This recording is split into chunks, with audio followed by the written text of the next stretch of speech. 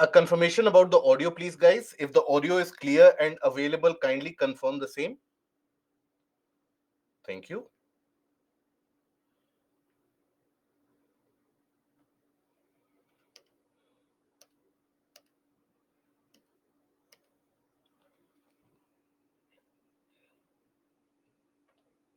We shall be starting in a couple of moments, guys.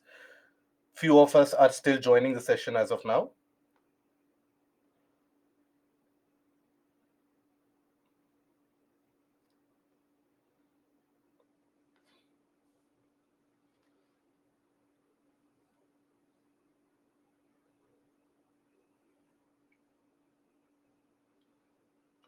So, hello, a very warm good evening to all of you, and welcome to Byju's Exam Prep IAS.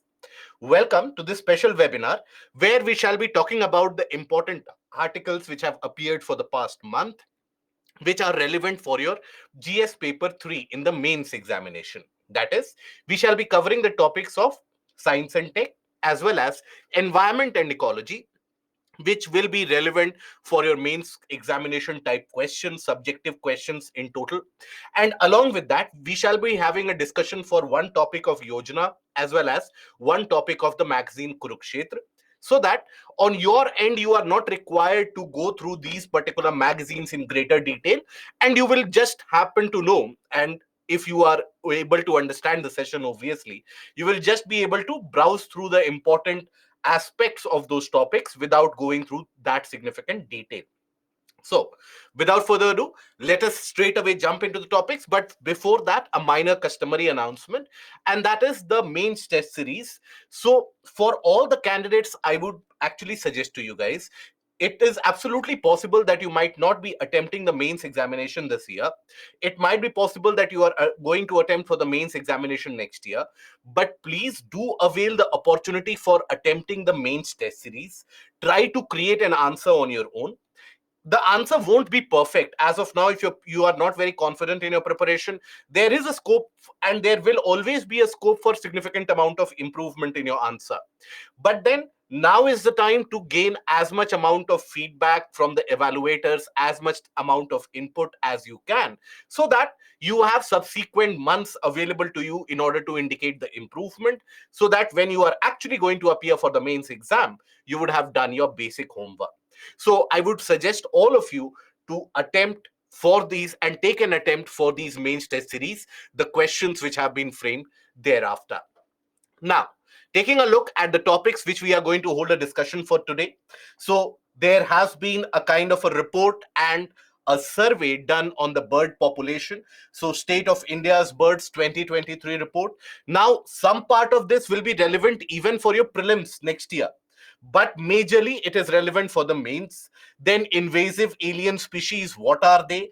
There has been a detailed report which has been submitted recently about the number of invasive alien species which are prevalent and how they are damaging the biodiversity. That is something we are going to analyze. Then very briefly, we are going to cover the Fukushima water discharge, that is at the site of the Fukushima nuclear disaster. Japan and the Japanese authority has taken a decision to discharge the excess amount of accumulated water into the sea, and that has been met by various different types of protests from the environmentologists, from the various NGOs, civil society organizations, as well as countries like China, which have immediately put on a kind of a ban, a blanket ban for any seafood being imported from Japan. So what that aspect is about, why is there a significant concern? Can or could there have been any other methodology to discharge this water into the sea or to treat this water? That is something we are going to discuss. Then somatic genetic variants, what are they, what are their uses, utility, and what are the potential impact and damage on the human body? Then Aditya L1 mission, you would have heard and read about the Aditya L1 mission in small bits and pieces in various and from various different sources of current affairs. So here what we will do is we will have a summarization of all the important aspects associated with the Aditya L1 mission, the payloads associated with Aditya L1 mission. So along with the first topic, even this topic will be relevant both for your prelims as well as for your mains exam. Then a topic from Yojana, that is leveraging technology for quality education. So, what are the benefits of having an online method of education? What are the drawbacks or the barriers thereby? And as is the case with Yojana generally, that this is a place where you get familiarized with the various different government schemes which are in operation. So, those government schemes also we shall be mentioning for your perusal. You can hold that for your revision purposes as well. And then eventually, the last topic is going to be from the Kurukshetra magazine, that is promoting household food and nutritional security. So, what is that food and nutritional security about? What are the key pillars determining it? And what are the major drawbacks and the ways in which we can achieve that? So, that is going to be our entire gamut of discussion for today. Overall, we shall be covering this from both mains as well as prelims perspective. And at the end of each of the topic, as is the norm that most of you would be aware of, we shall be handling one of the subjective type questions, trying to gather how is it that we can answer those questions, how is it that we can frame an answer out of each one of them. In the meanwhile, I would urge you to have as many questions as you have. Please try to ask them. The subject matter experts, they will continuously keep on answering them. Meanwhile, after each and every topic, I shall try to take up few questions here and there, but the bulk of the questions I shall be handling at the end of the session. The duration of the session shall be from 8:30 to around 10:30. Okay, now now can we begin? So we initiate the discussion from the first topic of the day, and that is the State of India's Birds Report 2023. Now, this is pretty much on par, and if you can think about an analogy, we have a release of the report, that is State of India's Forest Report, which gives us an idea about the forest cover of the country. This is State of India's Bird Report, and this carries out a kind of a census exercise for the various different species of birds, the region where they are found, their abundance in the long-term trend, the short-term pattern, migratory bird species, the endemic bird species, and understanding the various different impact that they have on the entirety of the biodiversity. Because you have to understand that the aviary population or the bird population in general, even though it is very difficult to have an absolute count on them, that how many of them are present in absolute number, but if you carry out a proper measurement and an empirical measurement mechanism, there you will always be able to understand the long term impact. For example, if we take any kind of bird, now if their population decreases, it can happen that the population of some other kind of a pest or some other kind of a rodent might increase as a consequence, as a result of that. So a decrease in bird population can have a long term and a long lasting impact thereby. So that is why it is important for us to focus upon the key findings as indicated by this particular report. Okay, yes, Bhavi, the exact entire food web is dependent upon it. Now, just a moment, guys.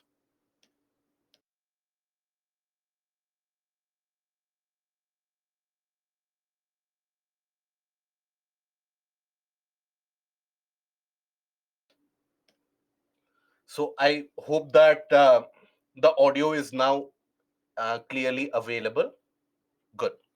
Now, basically, for your prelims purposes, what is relevant to understand is the organizations and the bodies which have been instrumental in framing this report, in coming out with this report.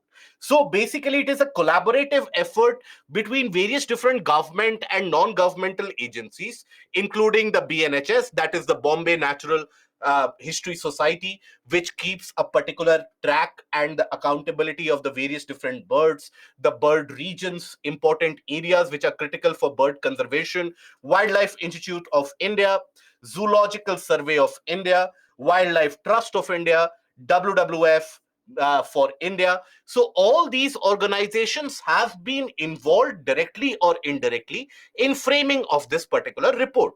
Now, what does this report talk about and what are the methodologies which are used? That is something that we have to focus now.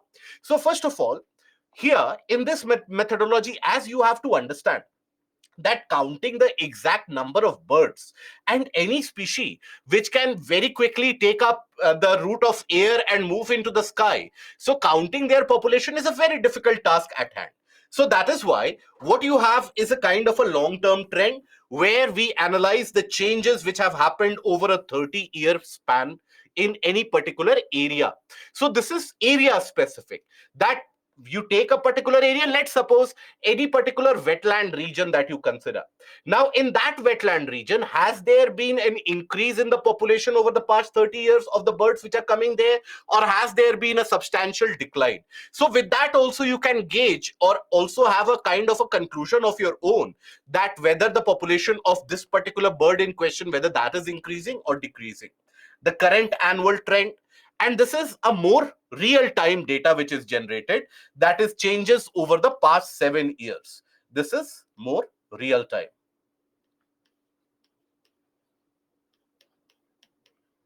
data generation.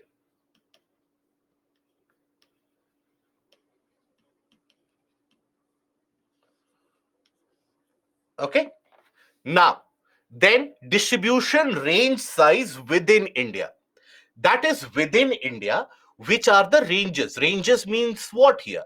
Ranges here don't refer to the mountain systems. Ranges here refer to the regions where you have the bird population being distributed and being found in greater density. So this is going to be relevant again for your prelims.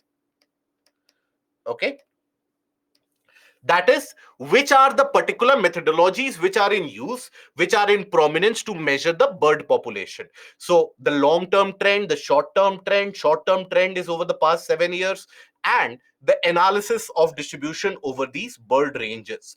Now after that, let us focus upon certain of the key pointers which have been highlighted by this particular report. So here you will observe that for the 338 species with identified long term trends, that is where you have had an analysis of the past 30 years. So 60% have experienced decline, 29% are stable, and 11% only have indicated an increase. Okay, now let me tell you, many of the times when we take a look at these kind of sentences, we are not aware how to digest it. What is it that we have to learn in this? What is it that we can leave in this? So let me tell you how the question can be framed from this particular point. So a question can be framed that the long-term trend of the 338 species for whom the long-term trend has been identified, there has been a decline across all the various different species. Correct or incorrect? So there, if you know that 11% of the bird species have actually managed to show an increase, you will be in a safe point. Now, amongst the species for the current annual trends, there 39% are declining, 53% are stable, 8% are increasing.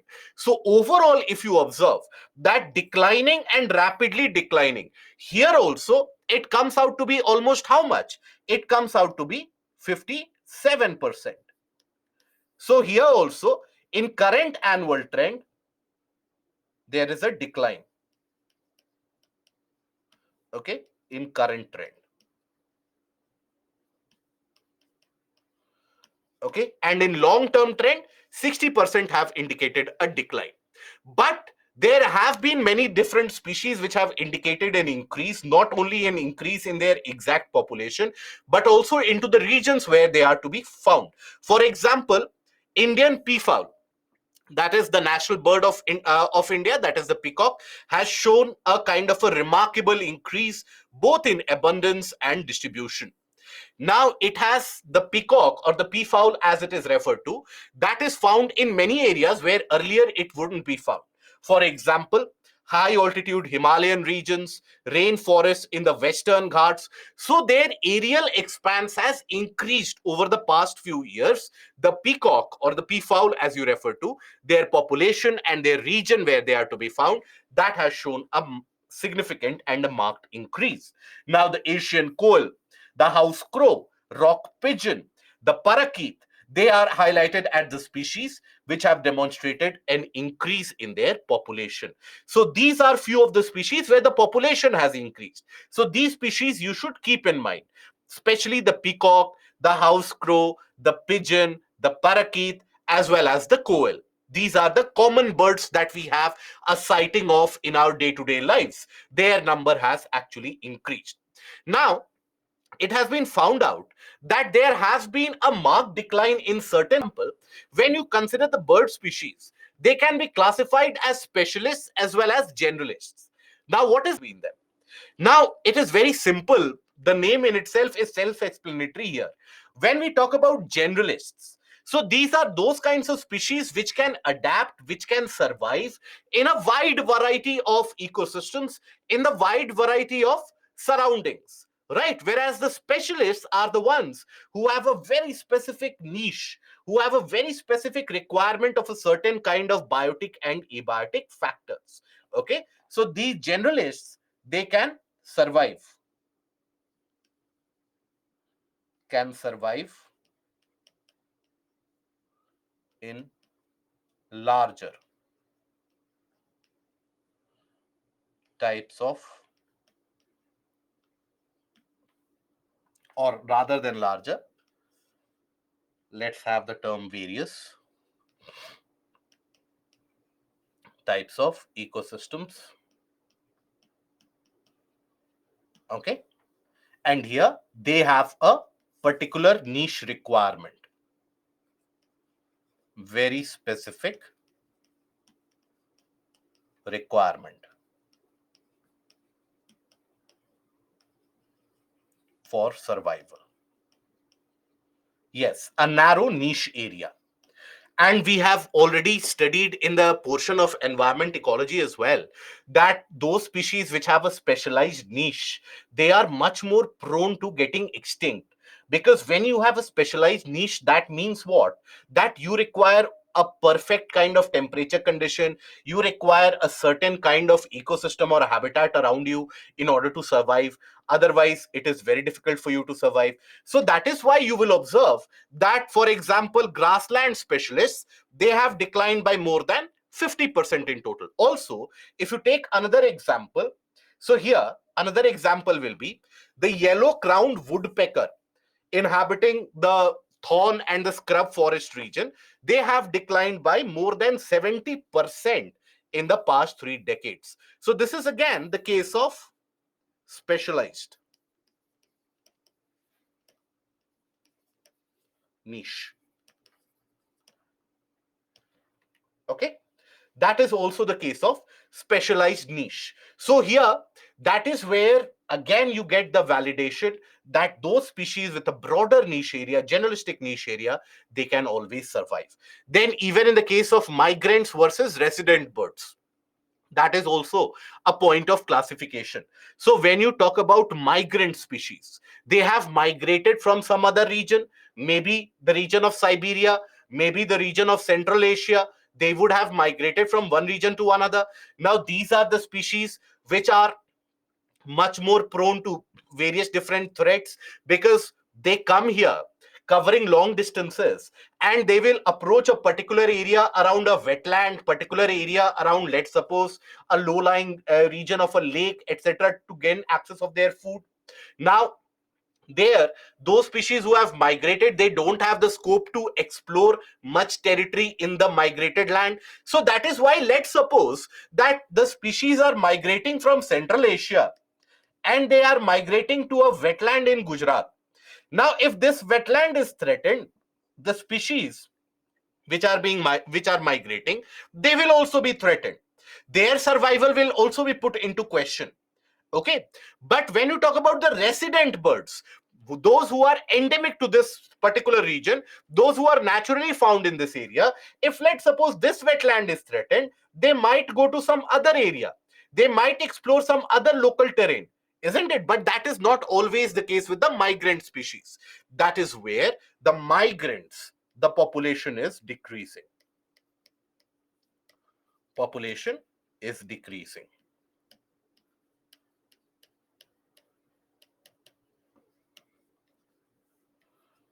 Okay, now here, when you talk about the vulture species, now vulture species in our country, they have been experiencing various different types of threats for a long time now.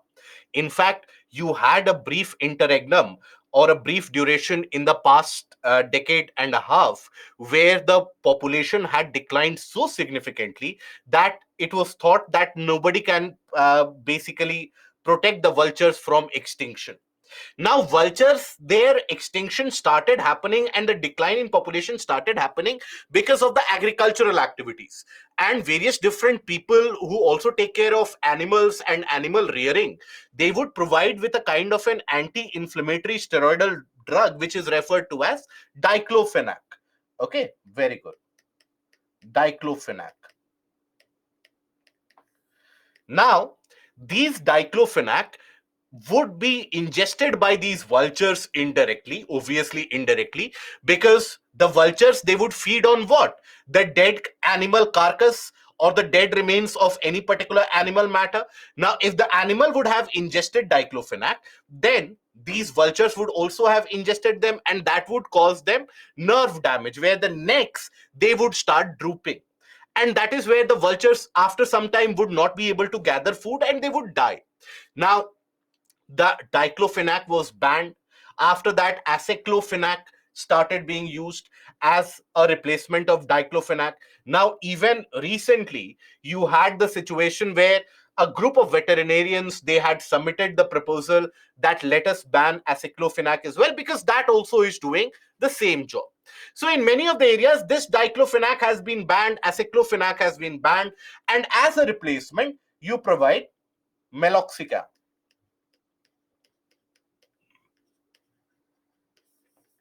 That is the replacement provided. So here, observe the long term trends in the case of vultures. Their decline in the case of white rumped Indian vultures or red-headed vultures, they have been in the proportion of close to around more than 90%, which means they have been pushed to the brink of extinction almost. Endemic species which are typically found in the Western Ghats and the Sri Lankan hotspot. That is a forested area. So forested areas also have a lot of bird population. So there also you have had a rapid decline in the population. The Sarus crane, which is also migratory in some parts, has rapidly declined over the long run. And half of the bustards worldwide, they are threatened.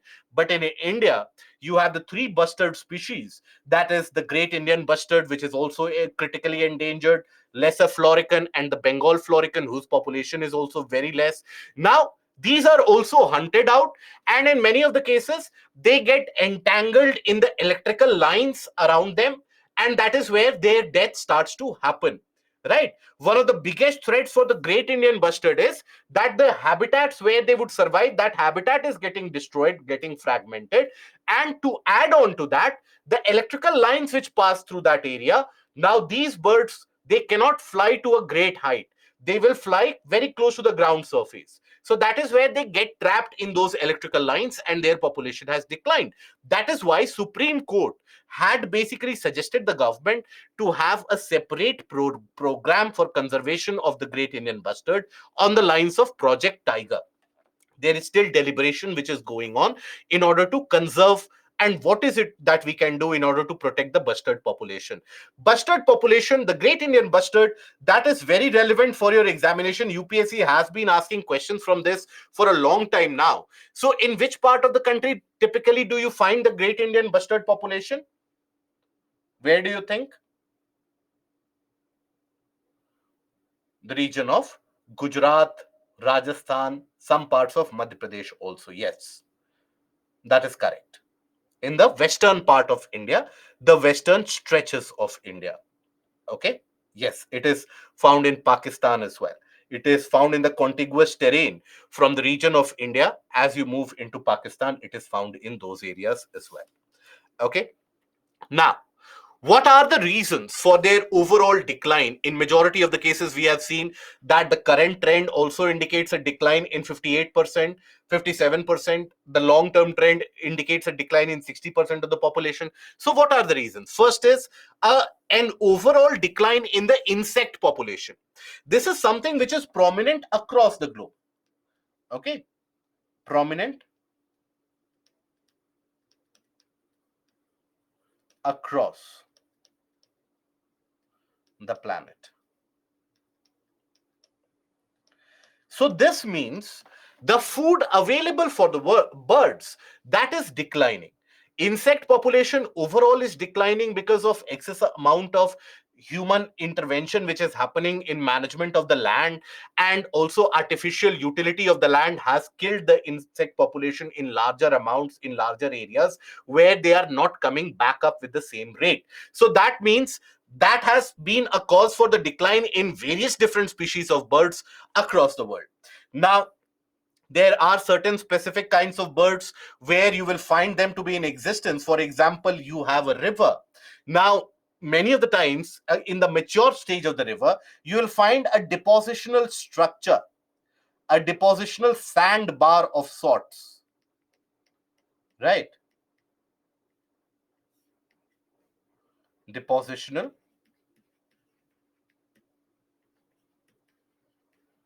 sandbars.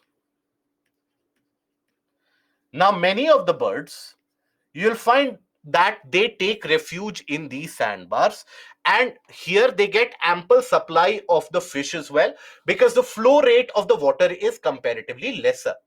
But because of population pressure, because of increased rate of urbanization, many of these sandbars, they have been diluted. There has been construction which has happened, or they have been polluted. In some or the other areas, they have been polluted as well. So as a consequence of that, their natural habitat, that is getting disturbed. So that is where you have multiple pressures on the rivers. Which multiple kind of pressures? You have the degradation, urbanization, pollution, population pressure, that has basically damaged their natural habitat where they are to be found. Then forest degradation, urbanization, energy infrastructure. It is in this energy infrastructure where you can cite the example of the electrical lines, where the great Indian bustards, they oftentimes get electrocuted, and a lot of them, they tend to lose their lives. Then climate change. Now, what climate change has done over a period of time is that they have reduced the area where the birds can seek refuge, the migratory birds. Migratory birds, they seek refuge. Oftentimes, when they travel thousands of kilometers, they take a break in between as well in order to recharge themselves, restock the food supply, etc. But due to climate change, many of these intervening areas, they are getting disrupted, and also the end product or their end destination, that is also getting vitiated. So that is where their population is getting destroyed, particularly for the range birds, and also for the general distribution of the birds is also getting impacted. Okay, distribution of the birds, distribution of birds is getting impacted. Okay, then avian diseases.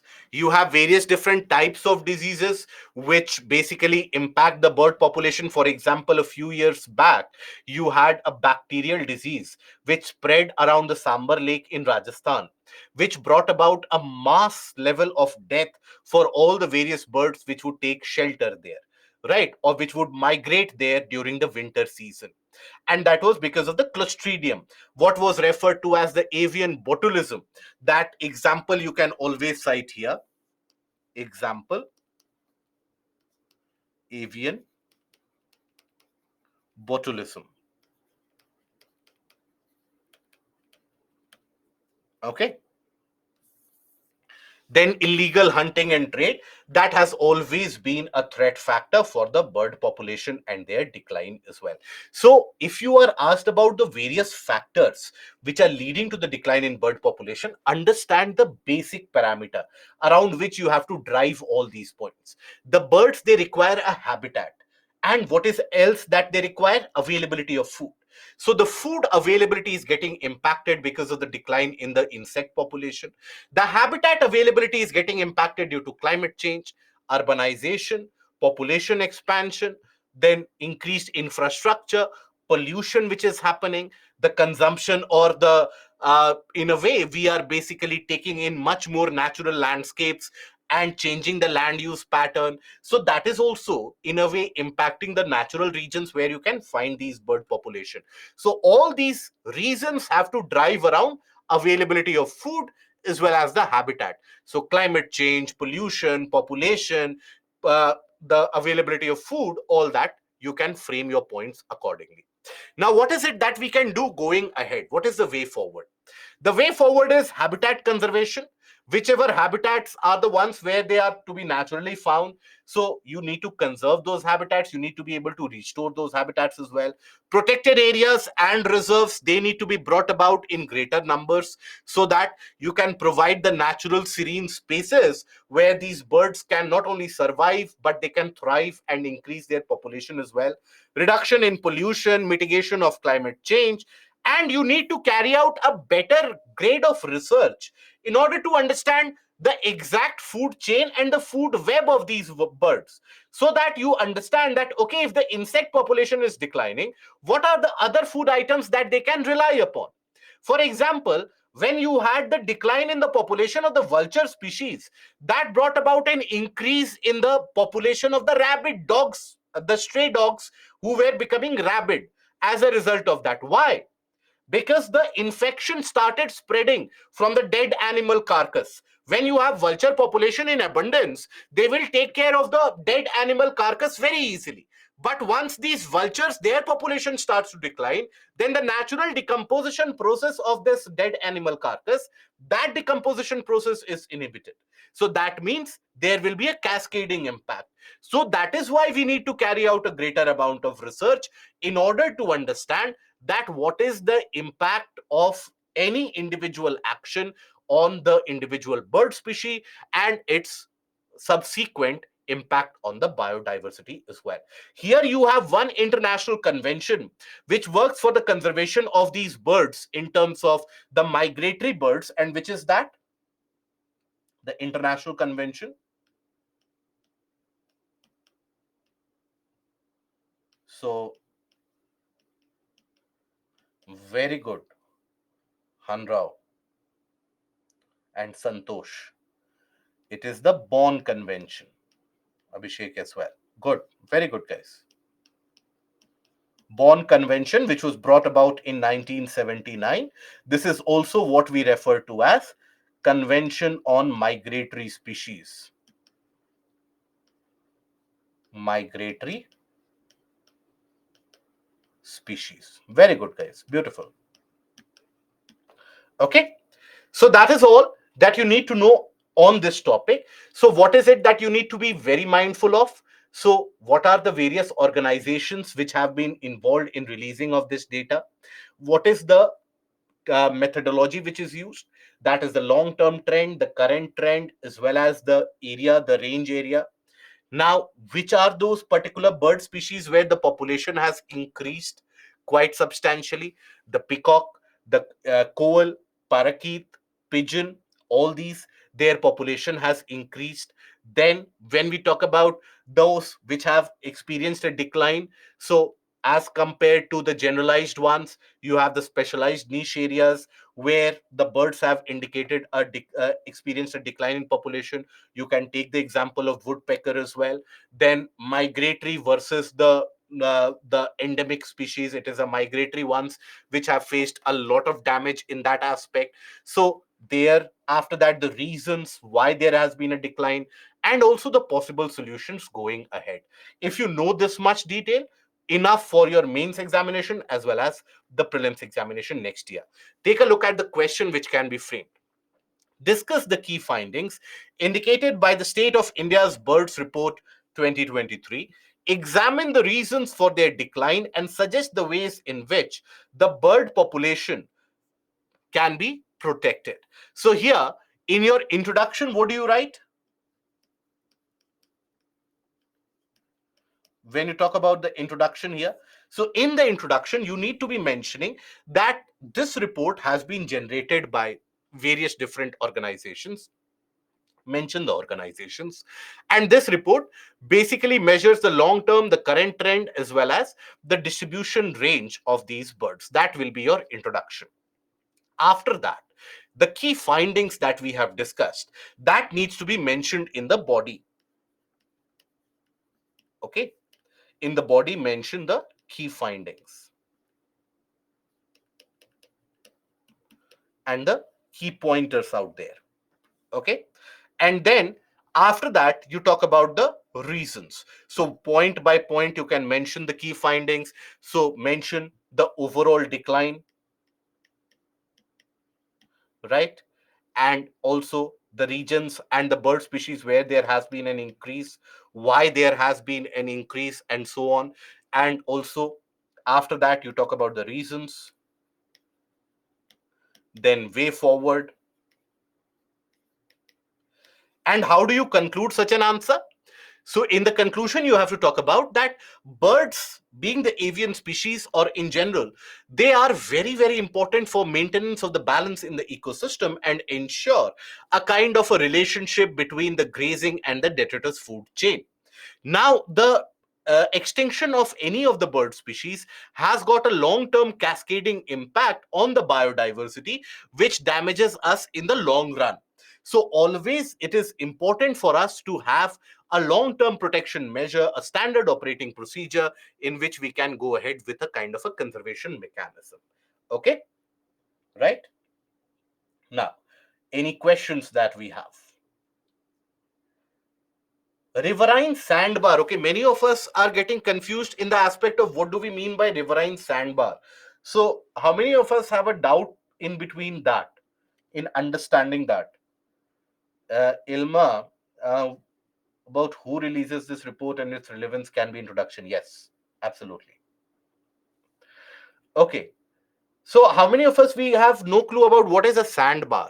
Sandbar overall is basically a depositional feature of sand that you will find whenever you would have crossed a river in general in your life, or you would have seen a river bank. There you would have seen it is not as if, uh, not the ones that you see in the movies. Please don't take that as a kind of a framework or a reference at any point. Now, generally, you will find that in the mature stage or the later mature stage of the river, you'll find that there is significant amount of deposits happening within the river channel itself. Okay, if this is the river channel, there are various different deposits which are happening. Now, these deposits will be of sediments and silt. So that emerges above water, right? So, in the case of many of the rivers, you would have observed the presence of land in between the river. Some amount of land in between the river you would have come across, I'm sure. So, that is what is referred to as a sandbar. Now you have many different bird species, including the Sarus crane, for example. They come to this sandbar in large amounts, in large numbers to feed on the fishes. Okay, generally around the sandbar you will find a lot of organic matter to be present, so fish population will also be there. So that is why these birds, they come there and they take shelter in this region, okay, around the sand, and that is where they keep on getting the supply of food. But because of contamination of the rivers, the pollution of the rivers, many of the times due to urbanization, construction activities, these sandbars, they are consumed, and as a result of them, that they have lesser space for their habitat. Okay, I hope that is understood. Is it necessary to know all the species? No, only the species that we have mentioned here, more than sufficient. Okay, and conclusion, basically in this conclusion you have to talk about the importance of the species of birds in maintenance of the biodiversity and the ecological balance. So if the we find that the population is declining in general, we have to frame long term protection mechanism in order to ensure that the birds, they continue to function as a vital component of the biodiversity going ahead into the future. Otherwise, the damage will be very long lasting, and the impact is something which will influence and will affect all of us. By that simple sentences, you can end your conclusion as well. Okay, ventures. Sakshi, what venture are we talking about? Venture can be anything. Venture can be any of your economic activity that you are carrying out. So when you talk about ventures, you have the even small organization can be catered to as a venture. So which kind of venture are you having a doubt about? Please ask. um, does the government have taken any step for the red vulture? So yes, vulture population, you have the project vulture which has been carried out. You have the various different areas where, for example, you have certain areas where any kind of artificial intervention is not allowed, so that the vultures, they are naturally able to consume the dead animal carcass. The dead animal carcass, it is not treated by human intervention. So there you have a kind of a regular supply of food which is given to them. Okay. Sakshi, today we have not discussed venture, we have discussed vulture. Are you getting confused between vulture and venture? Vulture is a kind of a bird. Okay. So please, all of us who are not aware of vultures, it is a kind of a bird. It comes into the category of the saprotroph in a general, or the decomposer category, where they feed on the dead animal carcass, the dead remains of the body. Okay. Mumtaz, absolutely you can mention. What is the medicine used by veterinary doctors on animals to protect vultures? It is meloxicam. Meloxicam is used nowadays rather than diclofenac and aceclofenac, which was termed as its replacement. Now you have the usage of meloxicam. How these organizations collect the data, it is by the help of the bird watchers individually, as well as in a way analyzing the overall data records accumulated from a particular area, larger area. That is how you do the cross referencing. That if, for example, in Gujarat, these are the regions where birds are sighted in bulk, so you don't go out there into the sky and sight individual birds noted down. The areas where the birds, they take refuge, they take their shelter, or they accumulate for food accessibility, that is the area that is targeted. Okay. Endemic species are those kinds of species which are to be found in that region only and nowhere else. That is endemism. For example, a species of bird that you find only in India, nowhere else in the world, that will be endemism. Okay. Right. Now, yes, Chinmay, you can use that.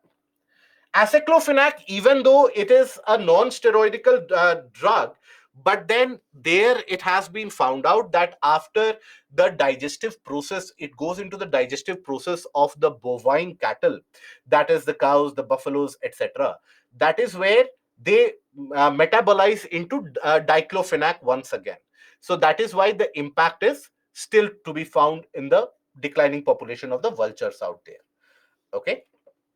Now, after this, we come to the another kind of report, which is about the invasive alien species.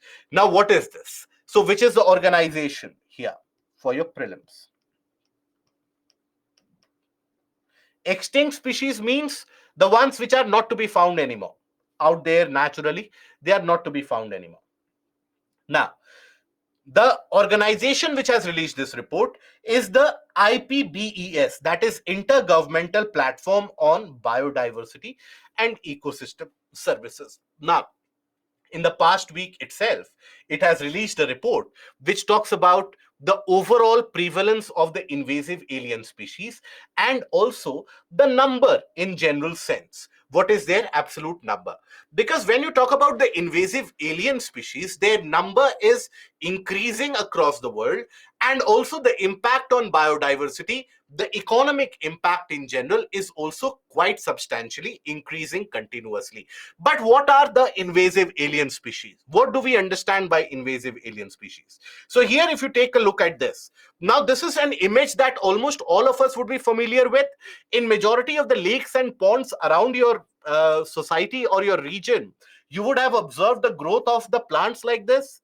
Now, this is what is also referred to as the terror of Bengal. That is water hyacinth. Okay. Water hyacinth. This is also what is referred to as terror of Bengal.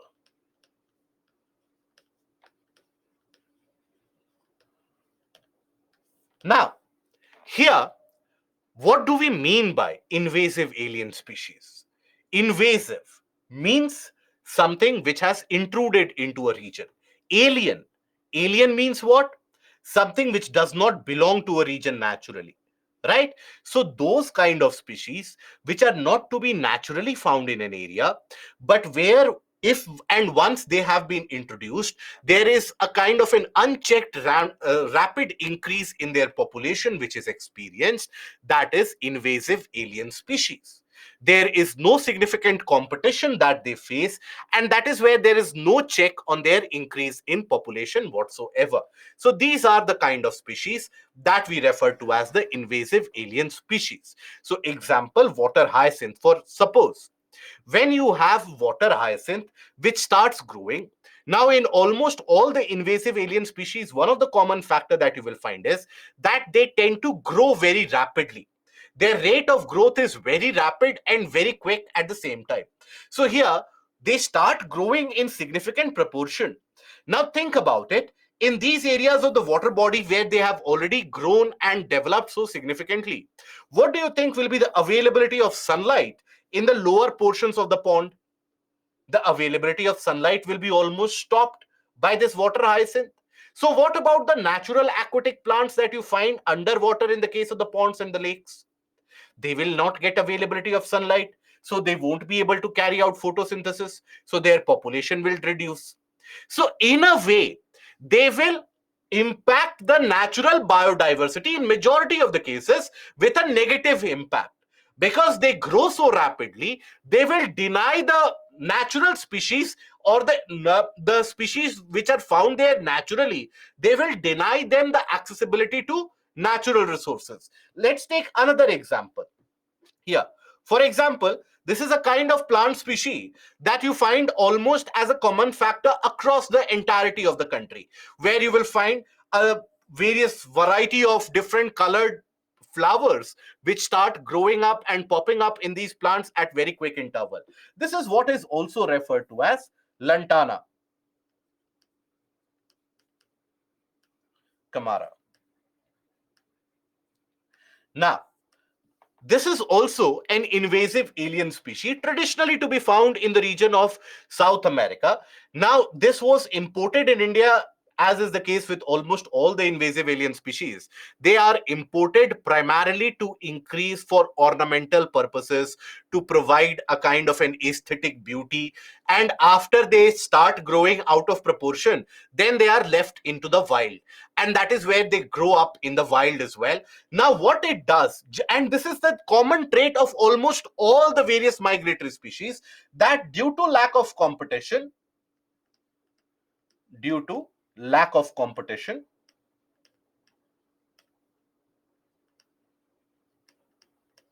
competition,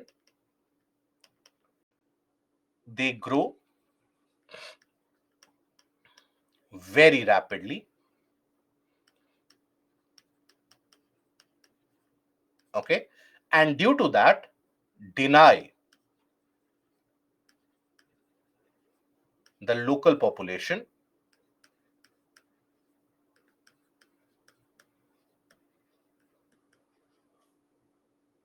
the access to natural resources. Okay, so the best example can be that of Lantana camara. Lantana camara nowadays you will find in almost every part of the country, from north to south to east to west. Every part of the country you will find Lantana camara to be present. In fact, in certain areas of Madhya Pradesh, the growth of this particular species has been found to be responsible for the decline in tiger population in certain areas of Madhya Pradesh. And why is it so? Because when you have this population of these plants in significant number, you will find, and all of us would have come across, and basically it is also a fact that many of us, we think that this is an Indian plant out there. Many of us from our childhood days we have seen this plant, so we think that it is an Indian plant out there, but it is not. Now, whenever you would have observed this, you would have observed that it grows in very thick bush, right? Bush like format.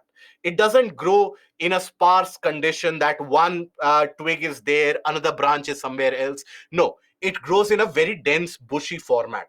So that means that for the local population of the plants in the ground, they deny the availability of sunlight, they deny the availability of water around them. So automatically the natural plants and the normal plants won't grow in this region with the same amount of alacrity, with the same amount of growth rate. So once that is denied, means what? It means that this plant predominates the entire region. Now the herbivores, they don't find this plant to be palatable. It is not the condition. Generally, what is the preconceived notion that we have? That herbivores will eat anything which is green, anything which has leaves. Herbivores should be able to eat that, but that is not the case. They don't find this plant to be palatable. So the herbivore population in Madhya Pradesh experienced a decline because of the outgrowth of Lantana camara.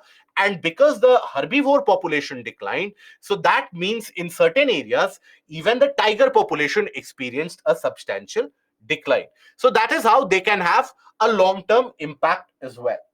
Okay. Now Lantana Camara is available in India, that is in Karnataka. It is available in many parts of India, not only in Karnataka. Take a look at the entirety of the Western Ghats. Take a look at Maharashtra. Take a look at Telangana. Take a look at Andhra Pradesh. Take a look at Madhya Pradesh. Even Himachal Pradesh, that you go anywhere in the country. Ask any of your friends from any parts of the country. They would have witnessed or seen this plant to be growing. Okay. So that is where it is found everywhere. Okay. Now, here, what are the findings that this report has indicated? So, the presence of approximately 37,000 alien species introduced by human activities across the various different regions and biomes. Okay, so that number is increasing.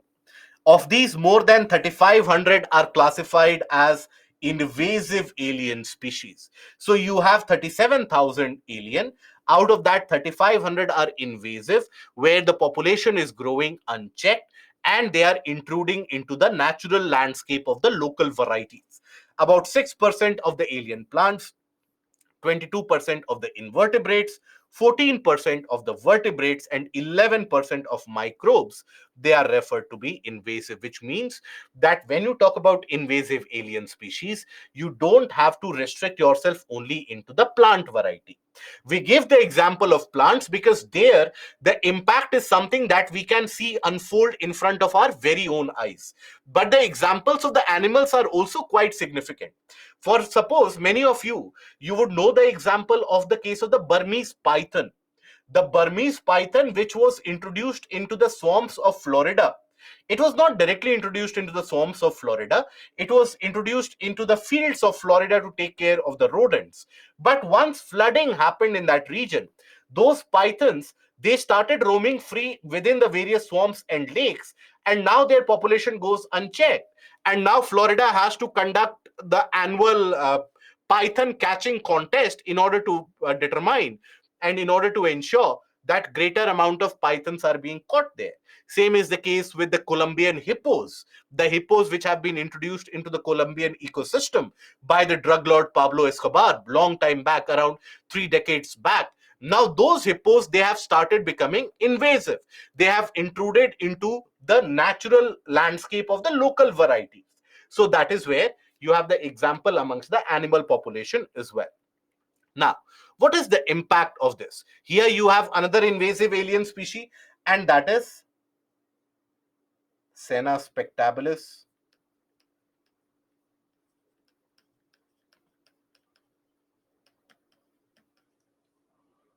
What is Florida?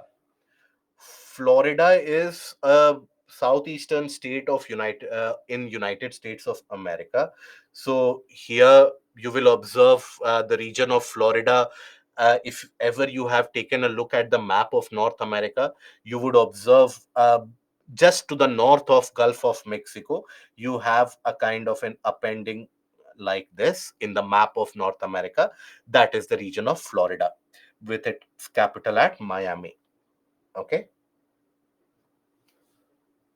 Hyacinth in simple terms. Okay, how many of us are finding it difficult to understand this particular portion?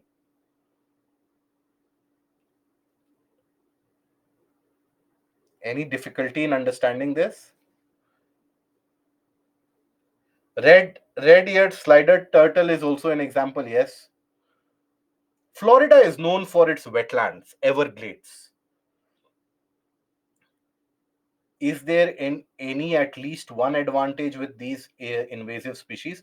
Sometimes you can gain the advantage in certain areas. For example, take the case whenever you study the history of southern part of India, you study about now recently this year, the region of Uti celebrated 200 years since the settlement of and the entire settlement which happened in that area. Now, if you consider the region of Uti, it lied in the Nilgiri area, and nobody would venture out into that region. And you had the Todas and the local tribes which would live there, Irulas, Todas, etc. And nobody, no outsider would venture into that area because that region would receive so much amount of rainfall throughout the year. It would be always very damp. The soil would be very damp. And because of damp and marshy conditions, you would have the scenario where malaria would be very frequent. And in the early 1800s, you can always use your imagination, the level of medical services. So people would die here. A lot of people would die. No, none would be able to survive. Now, what the Britishers did at that point of time, they sent over a very young officer into this area whose age was in his 20s, and he was sent as the district commissioner of the region in the entirety of the area of the Nilgiris. Now, that individual, he brought in some amount of invasive species of plant from Australia, and he started growing that plant for the sole purpose that that particular plant was known for absorption of excess moisture from the soil.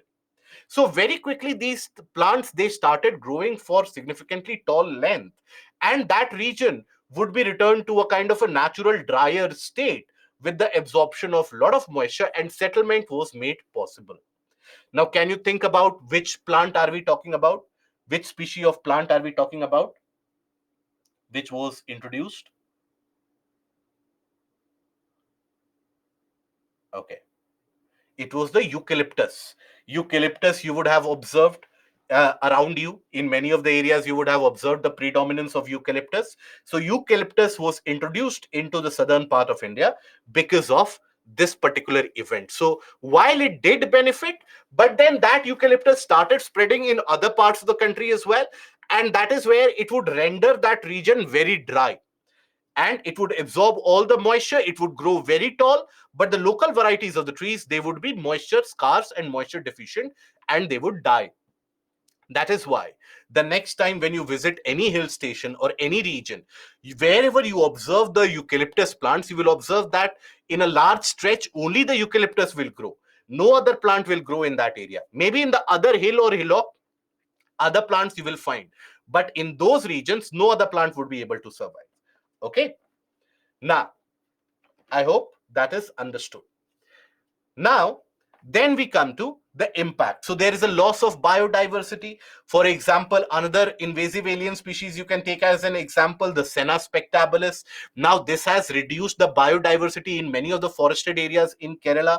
So that is why the Kerala government, along with the local population, they have initiated a Project Vanikaran, in order to ensure the growth of the indigenous varieties of the plants by taking out this Senna spectabilis. Here also observe this. Now this was brought again for ornamental purposes in order to beautify the region, but that grows very quickly, and it will consume all the resource of that region, deny the area from the availability of sunlight. So automatically the natural varieties of plants and animals, they will experience a decline. So loss of biodiversity is significant. Now these are ecosystem engineers. They will modify the ecosystem around them. Example we have seen is the case with the eucalyptus plants. They render the region very dry. Eucalyptus plants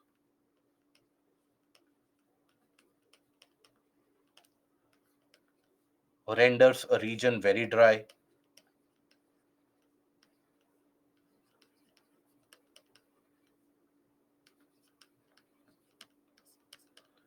Okay, then phasing out of native species because of The denial of the natural resources, the local species, they won't be able to grow. The economic impact is quite significant. In fact, it is estimated that every year across the globe, due to these invasive alien species, we experience an economic damage worth around hundreds of billions of dollars. So the economic impact is quite substantial. It is not something which you can ignore. Food security. Now, many of the local varieties of plants, even in the case of crop fields as well, you will find that many of these weeds, they will start growing with such rapid pace, even in the case of forest as well, that the natural food supply, the normal and the local varieties of plants from which you and I, we depend for the availability of food, that plant is also getting impacted. So that is why it will hamper the food security. And it also, invasive alien species, for example, take the case of certain mosquitoes. Now you have certain mosquitoes, the Aedes variety, the Aedes aegypti, etc.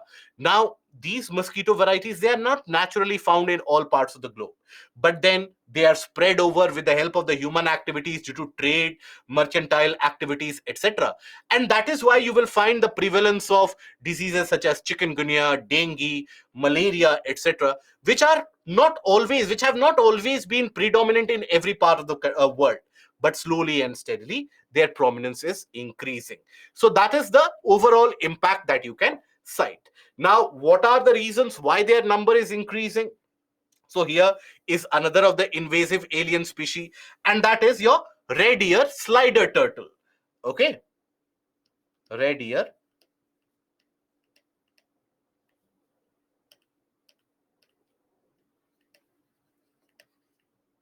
Red eared because the ear, around the region of the ear, it is red. Slider turtle. Now, this is also an invasive alien species. Now, this you will find again in many parts of the country, from north to south, east to west, in many of the smaller water bodies, ponds, lakes, etc. You will find this. Now, this was brought into the country for ornamental purposes. But after growing significantly larger in size, when they don't particularly provide ornamental value and aesthetic value to your household, what people do, they irresponsibly dump it out in the wild without any accountability. Now, there the number starts thriving because if you observe, you will observe that their claws are very sharp and pointy. And with the help of this, they are able to basically ward off their competition and the other naturally found turtle species, the local found turtle species, they are killed by them. Right? So that is where they are able to weed out any kind of competition to them. And their number continues to increase. There is no threat to their population at all. So that is again something that you will find in the region, even around Chandigarh, urban landscapes around Chandigarh, around Bangalore, around Kolkata, even in these areas, they are very prominent. So why is it that there has been an increase in number? Globalized trade and travel, with increased exchange of goods and services, movement of people from one region to another, that has brought about many of these invasive species, introduced them into different areas.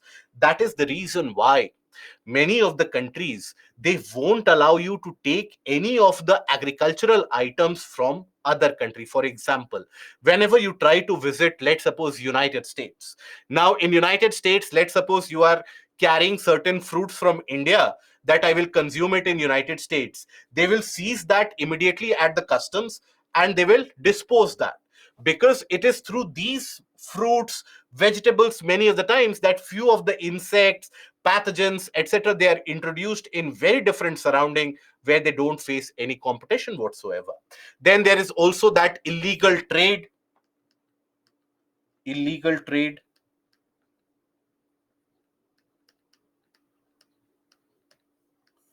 Okay, that illegal trade is also quite significantly responsible for introduction of species into the hitherto unknown areas. Climate change has basically induced the movement of many of these organisms and made them much more favorable in certain areas. Then pollution and changing settlement pattern, human settlement pattern, as humans, they have started settling in other areas, in newer areas, that is where the pattern is also changing. So these are the reasons why you will find that their number is increasing. Now, there are various international conventions which talk about controlling of this invasive alien species. For example, Convention on Biological Diversity, or CBD. Now, this convention here, in its Conference of Parties 15, that is as per the Kunming Montreal Agreement, the goal is to reduce the impact of invasive alien species by 50% by 2030. Other conventions as well. You have the Bonn Convention, where also it has been targeted that the invasive alien species need to be controlled. Even the Convention on International Trade of Endangered Species in Flora and Fauna, that has also been cited. So you have various different conventions, international conventions, which are already in place. The latest goal setting is done by the CBD.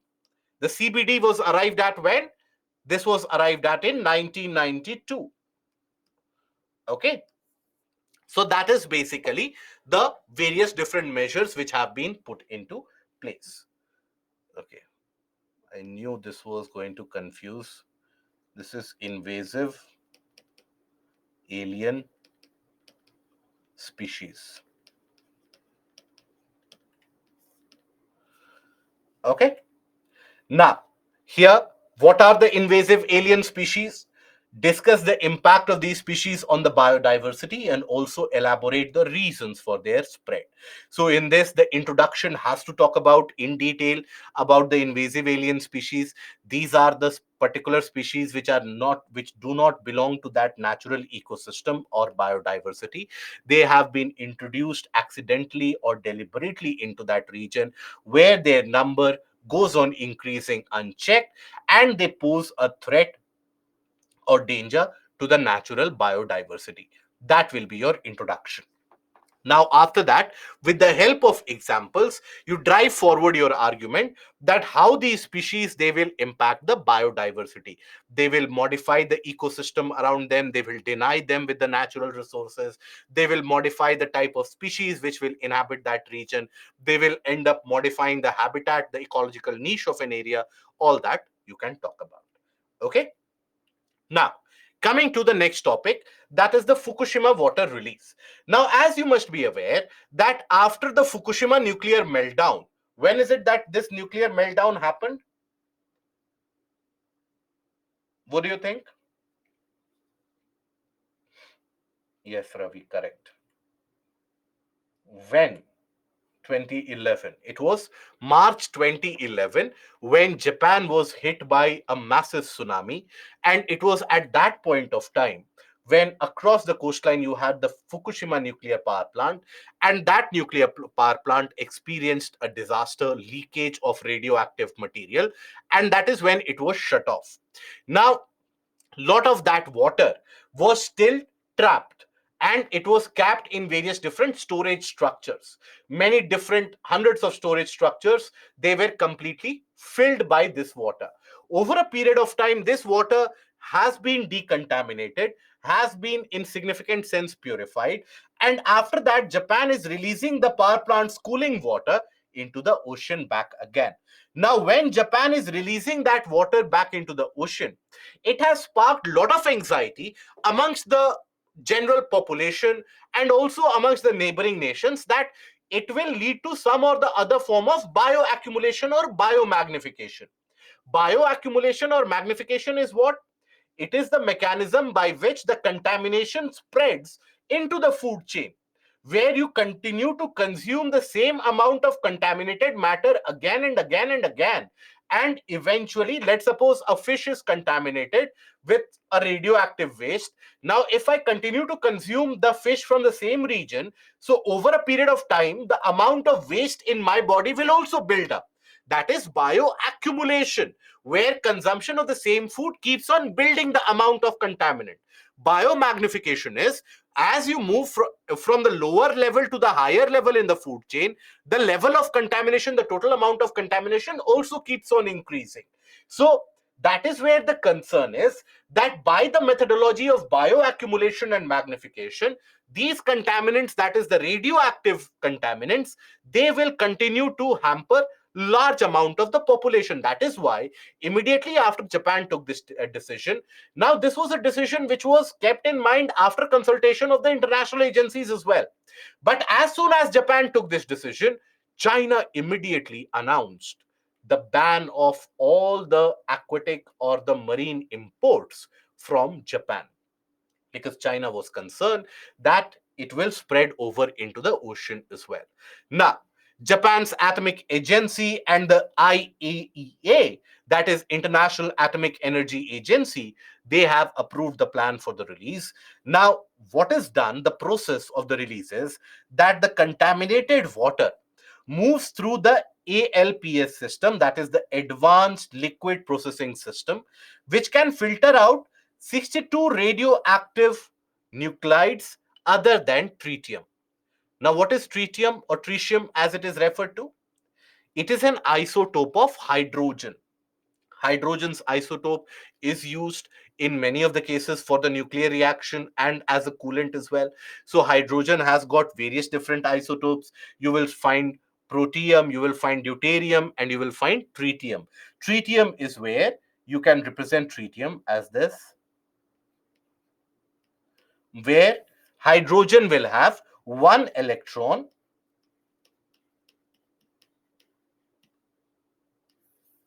and you will have two neutrons and one proton.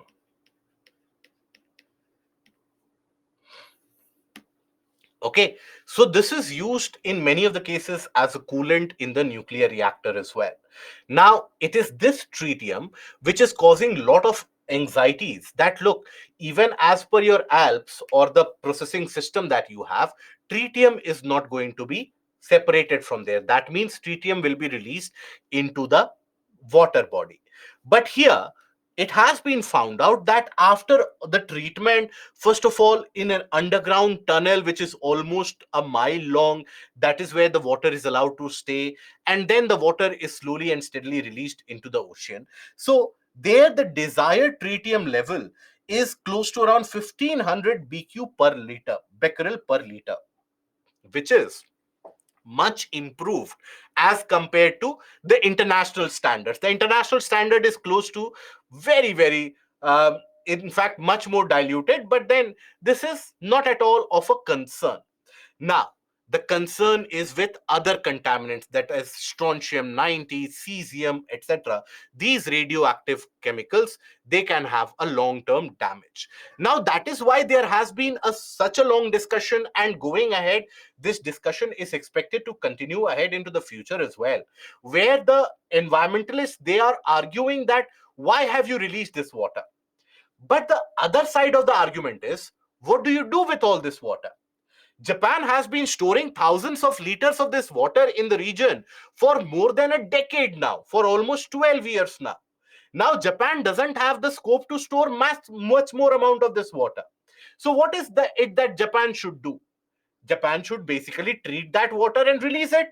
That is when only after that you can move forward, isn't it? That is the point where the environmentalists, they are raising a concern. As per their argument, Japan should keep on storing that water for perpetuity. But then, few of them, they have suggested other alternatives as well. What are the other alternatives they have suggested? Few of them, they have suggested that why don't you do one thing? Take that water in a large area, take that water in a large area, and basically evaporate that. So think about it. Take that water in a large area and evaporate. Now, once you evaporate that water, so all that water molecule will be evaporated and the contaminant would be left behind. This is a mechanism. But then how you dispose that contaminant as well? So the other alternative could be by evaporation, purification by evaporation. Okay, this could be another mechanism. So, but then this mechanism is not always cited to be the perfect one, because many of these pollutants would not be discharged, would not be easily discernible by this methodology. And for this, you need very large area in order to evaporate all these thousands of liters of water. And even after that, if you don't have a surety, then what is the purpose of it? So that is why this is counted out. So, what is the alternative which Japan has chosen is that dilution, dilution by ocean. That is, small amount of contaminant, almost negligible quantity, release it into the ocean, and the ocean will consume it over a larger period of time. Now, this is a developing news story, guys. Now, over the next couple of months, you will get to hear much more about this news story, that why is it that, or what is it that Japan further plans to do, and what is it that it could have done. But mostly, if you will observe, Japan did not have any other choice with itself other than to dedicate certain specific areas across the land, across the country, where all this water would be transported, ensuring there is no leakage, ensuring there is no continuous leakage happening, and then again disposing it somewhere else, which would in a way pollute the land, pollute the biodiversity as well. The long term impact of this released water is something that we will be able to observe only after scientific analysis is being done after 6 months or after 12 months. Then we will have a clearer picture that what is the long term impact which it has done in the region of the Pacific. Okay, but due to amok, all these contaminants will spread in all the oceans. It is not due to amok, due to global conveyor cycle. Yes, it will spread over. Yes. Okay. Strontium 90, cesium, tritium, etc. These are basically your isotopes and various different. In fact, strontium is one of those heavy elements which is utilized for your nuclear fission reaction, right? Okay. So it is not as if it is a concept that you need to understand, it is an elemental form. Okay. Now, discuss the move initiated by Japan to release toxic water from the Fukushima plant. Now, here in the introduction, what do you write? You talk about the fact that Japan's Atomic Energy Agency, along with IAEA, has taken a decision to release the water from the Fukushima nuclear plant. So, you can also talk about in a sentence about the Fukushima nuclear disaster, which was initiated in March 2011 due to an ever raging tsunami which caused destruction and leakage of radioactive materials in many of these regions of the Fukushima plant. It is expected that that particular leakage is still happening. That is why the release of the contaminated water has raised concern worldwide. Briefly mention the alternatives which could have been used. So the other alternative would have been a dedicated separate channel for storage, evaporation as well. But then Japan has chosen the alternative of disposal by dilution. Okay. Now, other countries are, they don't face this particular issue. That is why they don't have to concern themselves with the disposal. So please understand, in the nuclear reactors, you have the present in science and tech, you will study about how the nuclear reactors operate. So in the various nuclear reactors, at the nuclear core, you do require a coolant and a moderator, right? So that is where this tritium etc is used, deuterium, tritium, that is where it is used. Now it is there that the leakage has happened. So otherwise, naturally, that particular moderator or the heavy water which is generally used as a coolant or a moderator, that keeps on getting recycled.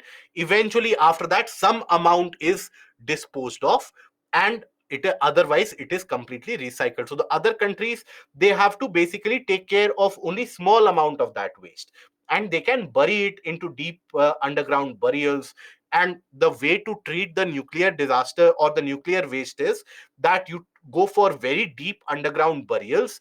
You cover that region in a concrete covering and concrete casing, and then you pour that nuclear waste out there. Ilma, moderator is used to control the reaction. Absolutely, yes. Okay. Is there any long term impact on India by this move? No. Now, after this, we come to the somatic genetic variants. Now, what is this? First of all, we will understand this. So, for a brief moment, I want your attention here in order to understand and appreciate what do we mean by the somatic genetic variants. Okay. So, think about it that the human genome has got 23 pair of chromosomes. 23 pair, right? Now that is inherited from your parents, right? One inherited from each of our parents, and the genome is the blueprint of our genetic makeup.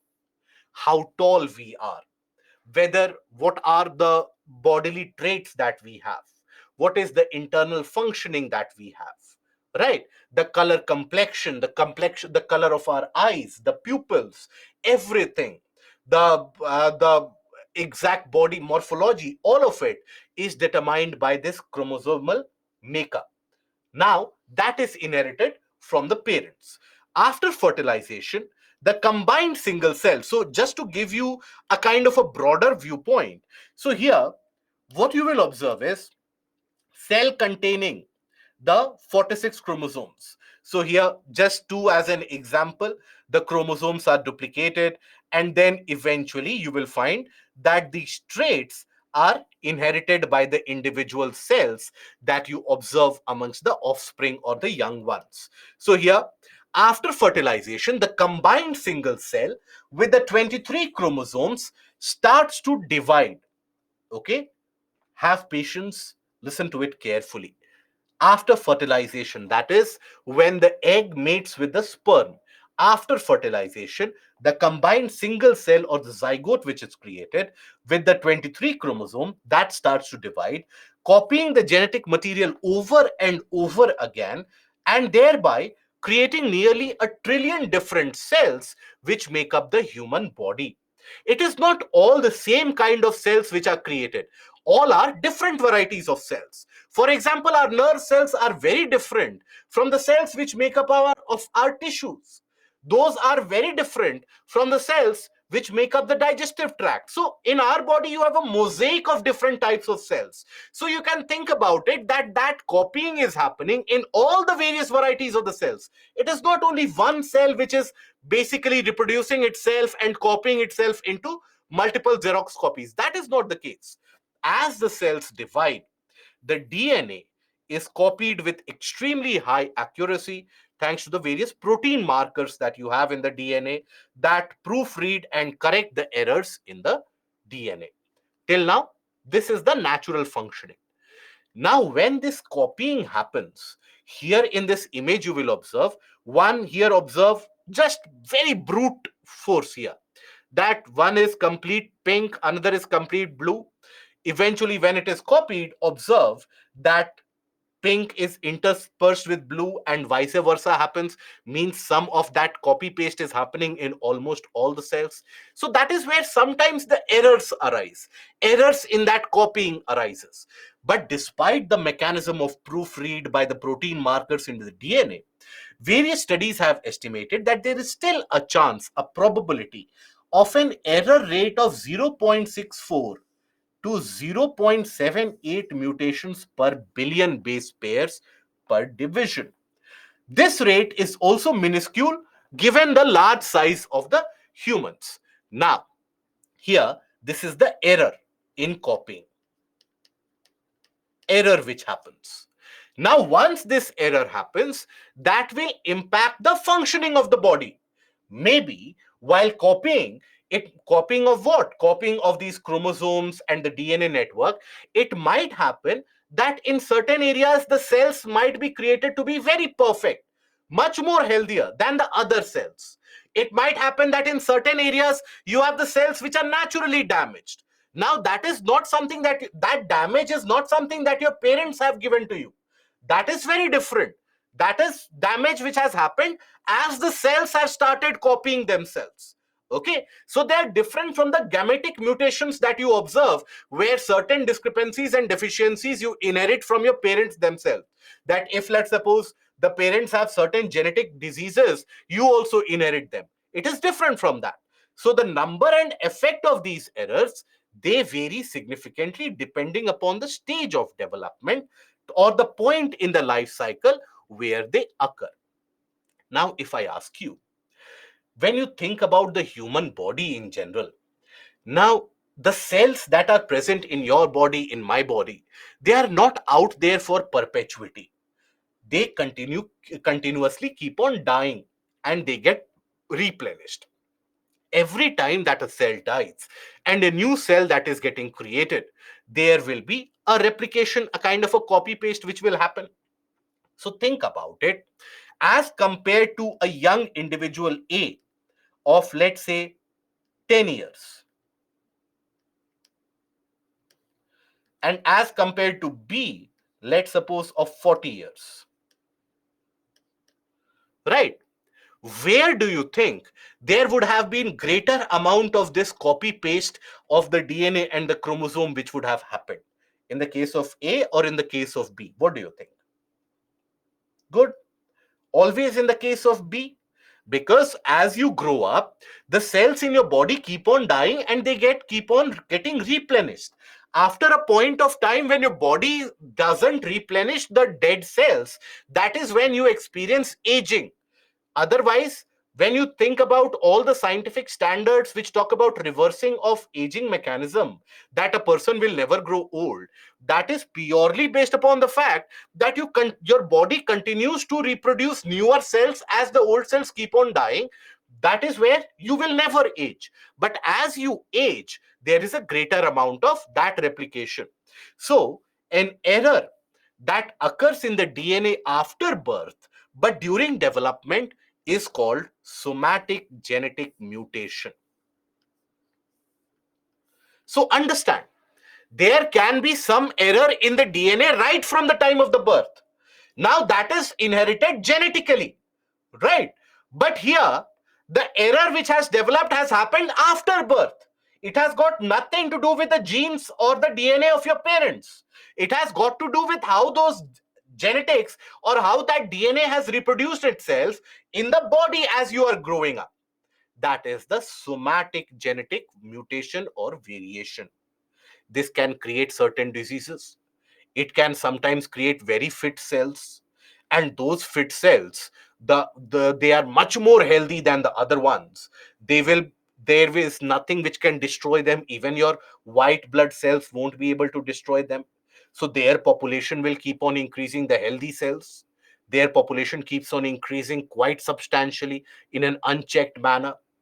And when suddenly in your body you have those healthy cells which keep on growing exponentially without any check, what is it that you experience? What do you think is the outcome of that? Very good. That develops cancer. That develops a tumor. So that is where you have the impact. So their occurrence is driven. That is the somatic genetic mutation. Their occurrence is driven by the repeated copy pasting of the genome, which means that there will be more somatic genetic mutation in the older individual and higher the turnover of the tissue. Turnover of the tissue means what? Where once the older cells die, there is newer cells which are created. So greater the number of newer cells which are created, there's a greater probability that there will be some or the other mistake which will come into that. That is the somatic genetic mutation.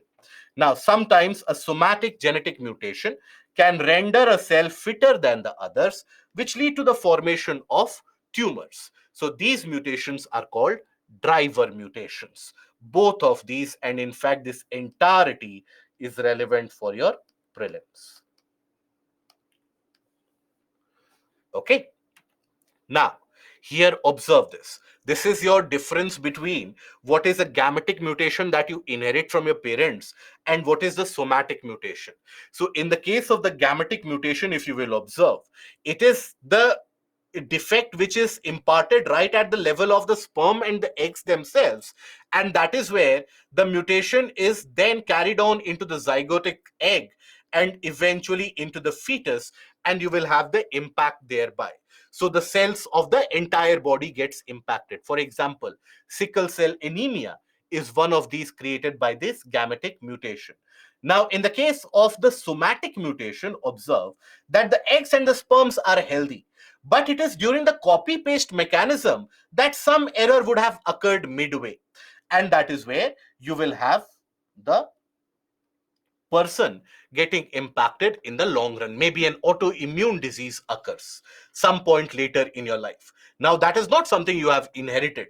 That is something you have developed. Example, observe this. Now, this is a red flower. Now, if let's suppose there would have been a gametic mutation, all the petals would have turned yellow or whitish or a different coloration. But here a somatic mutation has occurred. That means a mutation has occurred after the creation, much after the creation. During the copy paste, you observe one of the petals, they have a different coloration. This is the example of somatic mutation. Right.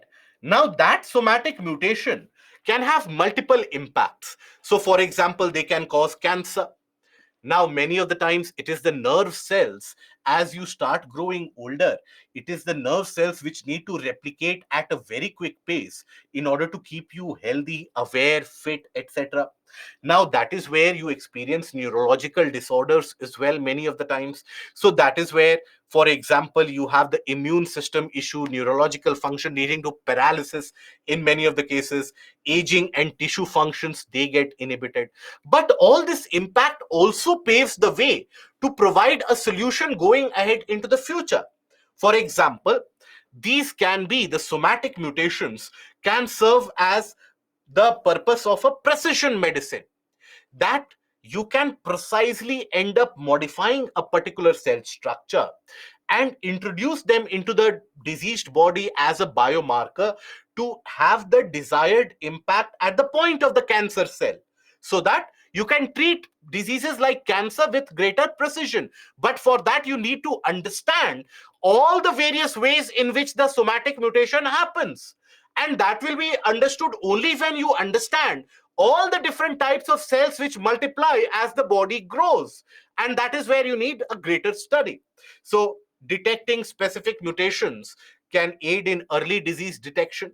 For example, how is it that a healthy cell, cancer cell is created if you detect it in the first stage itself, where one healthy adult cell or two healthy adult cells are created? You'll be able to cure cancer at that stage itself, right? Or if you understand what mutations are leading to the creation of those cancer cells, you will be able to bud that or able to curtail that disease at any stage possible. So that means we need to understand these mutations better. Then aging and longevity can be provided if we understand the process of turnover. Then aging and longevity can be provided. Solution for various genetic diseases, the diseases that have also been inherited. So their solution also lies in this. Okay. What are the causes of somatic mutation? Think about it. So if suppose you have let's suppose a cell like this, a cell like this. Now this cell has to copy itself.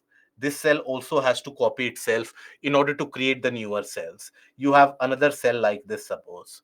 Now it might happen that any of this copying, while that copy is happening, there is a mistake or an error created in that copy, because trillions of cells are getting created.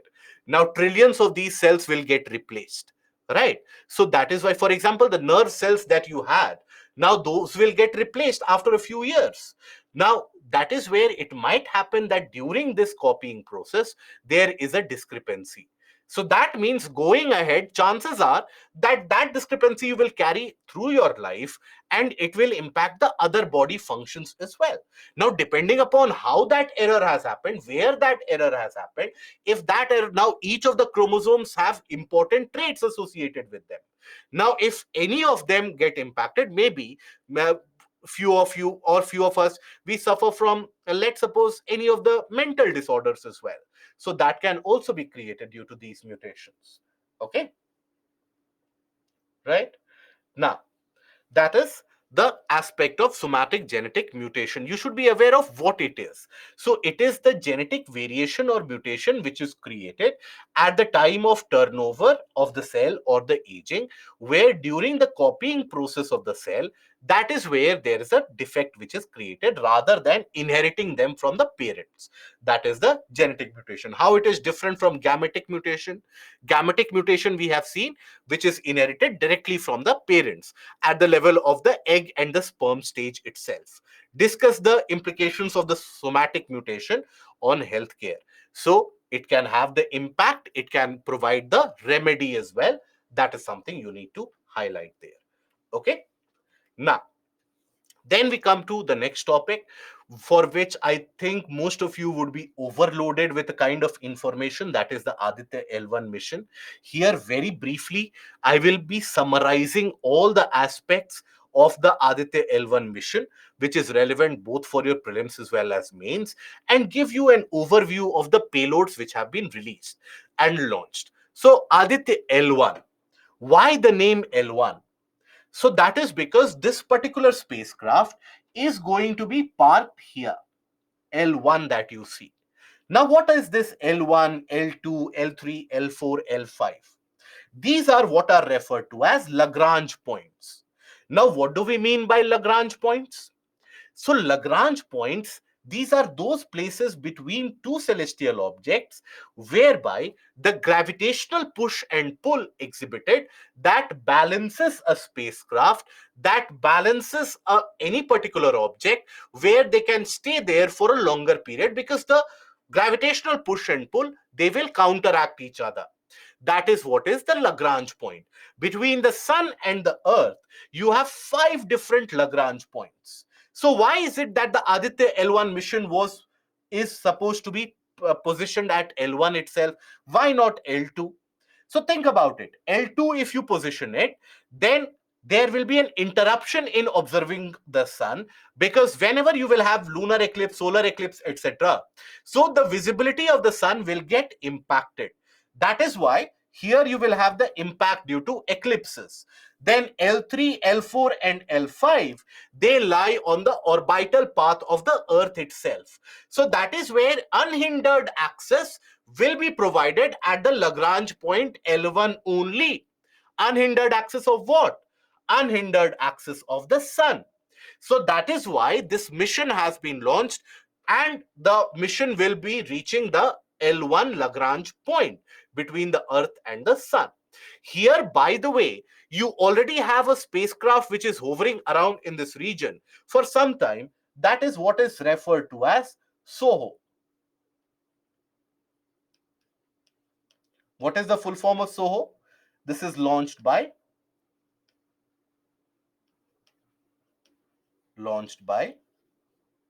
European Space Agency and NASA. Yes, good. Shweta and Sharad. Lagrange point definition is, it is that particular point or set of points between two celestial objects where the gravitational push and pull of these two objects will balance out each other, where you don't need to spend much energy to stay in that, because there is a kind of an equilibrium. Okay, that is your Lagrange point. Okay, so Ilma, I have taken a look into that, the essay that you had provided. I have gone through it. Solar and heliospheric observatory.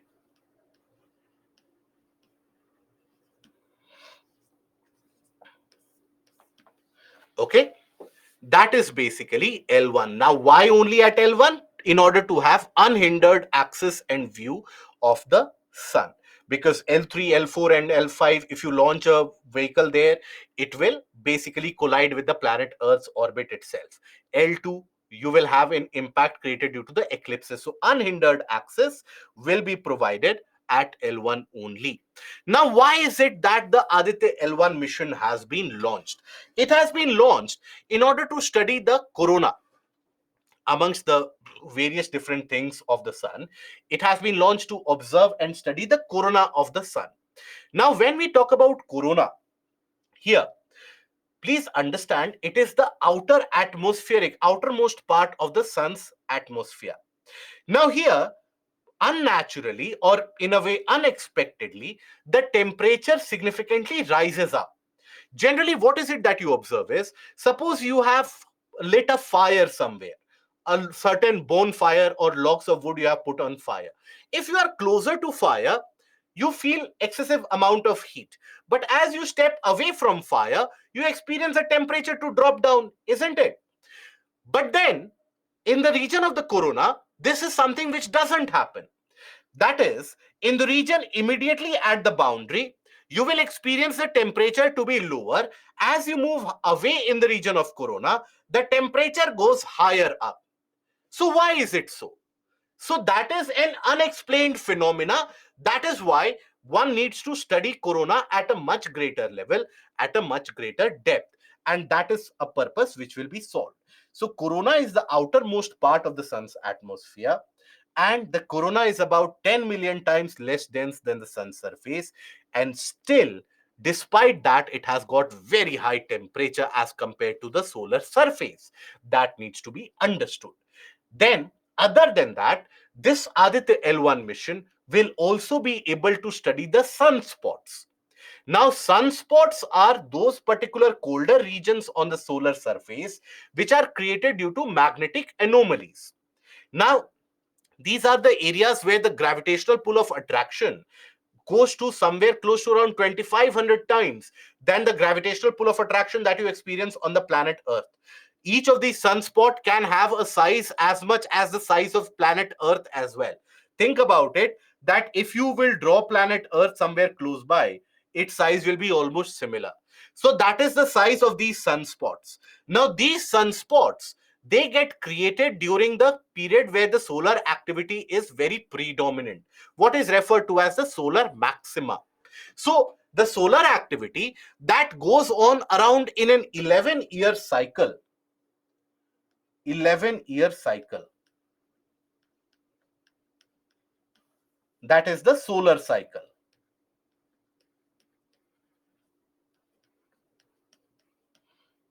So here, every 11 years, you have the creation of what is a solar maxima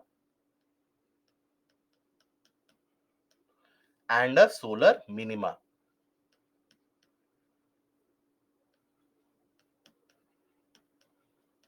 So sunspots will get created during the solar maxima. So that is when the solar activities are very predominant. So in certain areas, the materials, the particles, the plasma, that starts dominating on the surface to such an extent. Understand and listen to it very carefully for the next couple of minutes, and the rest of it will be very clear. So what they do is that because of very intense solar activity means what? You have a lot of materials from inside which move outside and so on. So a lot of these ions, plasma, etc., they get dominated, they get concentrated on the surface, due to which there is a magnetic anomaly which is created. And that magnetic anomaly which gets created, that in a way prevents the heat phase, because the magnetic field is so very dominant, it doesn't allow the incoming heat from the interior of the sun to come to the surface. So these become cooler areas in comparison to rest of the solar surface. These become areas of some cool conditions. But there is so much amount of magnetic anomaly created. Oftentimes you will observe that these sunspots, they exist in pairs. So there is a deformation in the magnetic field. Initially the magnetic field exists, but then slowly and steadily there's a deformation in the magnetic field. Eventually, one of these, they break away, and then they are released from the sun's surface in large amount. The charged particles, etc., they are released from the solar surface, and that is what we refer to as the coronal mass ejection. Observe these anomalies. These are created around the sunspots, right? Observe the size of the earth here for scale measurement, so you can understand the size of the sunspots. So eventually, after getting deformed beyond proportion, they are ejected or expelled from the solar surface, and they expand and they move through the solar system with very high speed, somewhere around 3000 kilometer per second. Now, when they move through such a high speed, that is where they will impact the satellites on the planet. They will impact the electrical grids, and they will have a long-lasting impact on the planet's surface in terms of heating and cooling as well. So, in order to study these sunspots when they are created, what is the purpose of their creation? How is it that they get so? For example, Aditya L1 will have a particular instrument on board, that is the solar ultraviolet imaging telescope, which has been developed in our country for more than 10 years.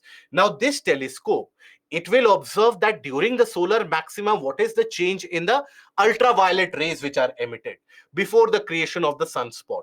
So any time when it will observe that suddenly that sunspot is getting created, it will take the image of multiple layers of the surface, so that it can create a 3D mapping of what exactly happens when you have the creation of these sunspots, or what exactly happens during the solar maxima. So that is one of the important payloads that is present in the Aditya L1. Now, every time when there is a solar maxima, the amount of ultraviolet rays which are emitted, that is much more as compared to the visible rays. The visible rays that we receive, you and I, we receive, the plants, the animals that receives, that is the visible ray. Now that is mostly consistent. During the solar maxima, the ultraviolet rays, their proportion starts to increase. So for that, you need a special measurement device, and that is the suit to study the variations in ultraviolet rays. It will operate for the far and the nearby regions. Developed indigenously, this is one of the most vital equipments on board the Aditya L1 mission.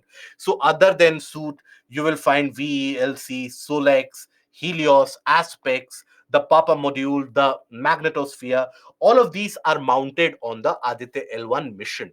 Now, these various different modules that you see, that will be relevant for your prelims. Okay. Now, here, for example, the solar low energy X-ray spectrometer and high energy X-ray spectrometer, these are there to observe the variations during the solar maxima minima creation of sunspots. So, to observe variations in wavelengths released during solar cycles and capture events like sunspots and CMEs. Then visible emission line chronograph, right? Then Aditya solar wind particle experiment and plasma analyzer package for Aditya. So this is there to measure the various different types of particles, the charged particles, plasma, etc. So whenever you have these magnetic anomalies which develop and they are eventually released, they travel large distances as the form of solar flares and solar winds. And it is those solar flares and winds which do impact our communication channel, our communication network, and does have an impact on the atmospheric setup as well. So it is for those measurement that you have these two, to measure properties of, features of solar winds, CMEs, etc. This is to measure, to observe corona, region of corona, and its property. Okay. Now, this is your magnetometer. Now, magnetometer is installed there to observe the various different interplanetary magnetic fields, to understand how is it or what is the path that is taken by the charged particles, even the aspects that is used. Now, aspects is what? Solar wind particle experiment. So that will also have the two modules to measure the low energy spectrometer as well as the high energy spectrometer. So the low energy particles, how they are impacted during the solar wind, the high energy ions of solar wind, how do they operate, because both of them, they cannot be measured with the same device. That is why you have the aspects, you have the papa payload as well. So that is designated in order to measure the solar winds and their impact. What is the impact of solar winds on planet earth? First of all, can damage the satellite, can damage the satellites, impact the communication. Very good, guys. Can impact electrical grids. Okay. So these are few of the impact that it creates on the planet Earth. So for your next year's prelims as well as for this year's mains examination, you need to be aware of each of these payloads and their functioning. Why the Aditya L1 mission is launched and what is its purpose. That is something you should be aware of. So what is a Lagrange point? So in the intro, directly talk about Lagrange point, draw this diagram of L1, L2, L3, L4, L5. So L1 and L2 on two sides of the planet Earth, L3, L4, L5 on the orbit of the Earth itself. Discuss the various functions that the Aditya L1 mission is supposed to carry out once deployed. So talk about studying of corona, talk about study of the sunspots, solar cycles, solar maximum, minimum, as well as the solar wind pattern, high energy spectrometer, low energy spectrometer, you can highlight. Now, we come to the do they exhibit UV rays? They measure UV rays. The suit module that you see, that measures the ultraviolet rays. Okay. Now, leveraging technology for quality education. This is about the online system of education. So what is the requirement of it, the need for it? So here, now, articles of Yojana are generally there for you to familiarize yourself with the government schemes. Now, when you talk about the requirement of online education here, basically we are going to go through the various government schemes which have been initiated in order to improve the online accessibility for education for the larger masses. So, what is the need for online education? What do you think can be the factors which can be attributed as the benefits for online education? What do you think? Accessibility, very good. It will have improved accessibility in remote areas as well. Other than that,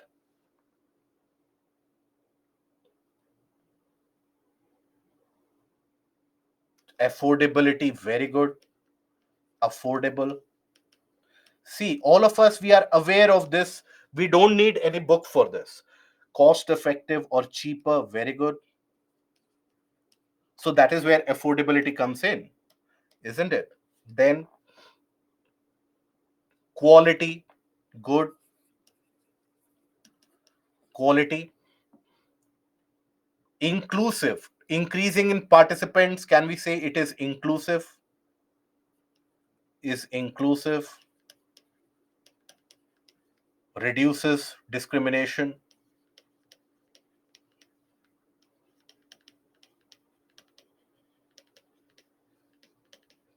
Then also innovative, beautiful. Uh, Time conservation,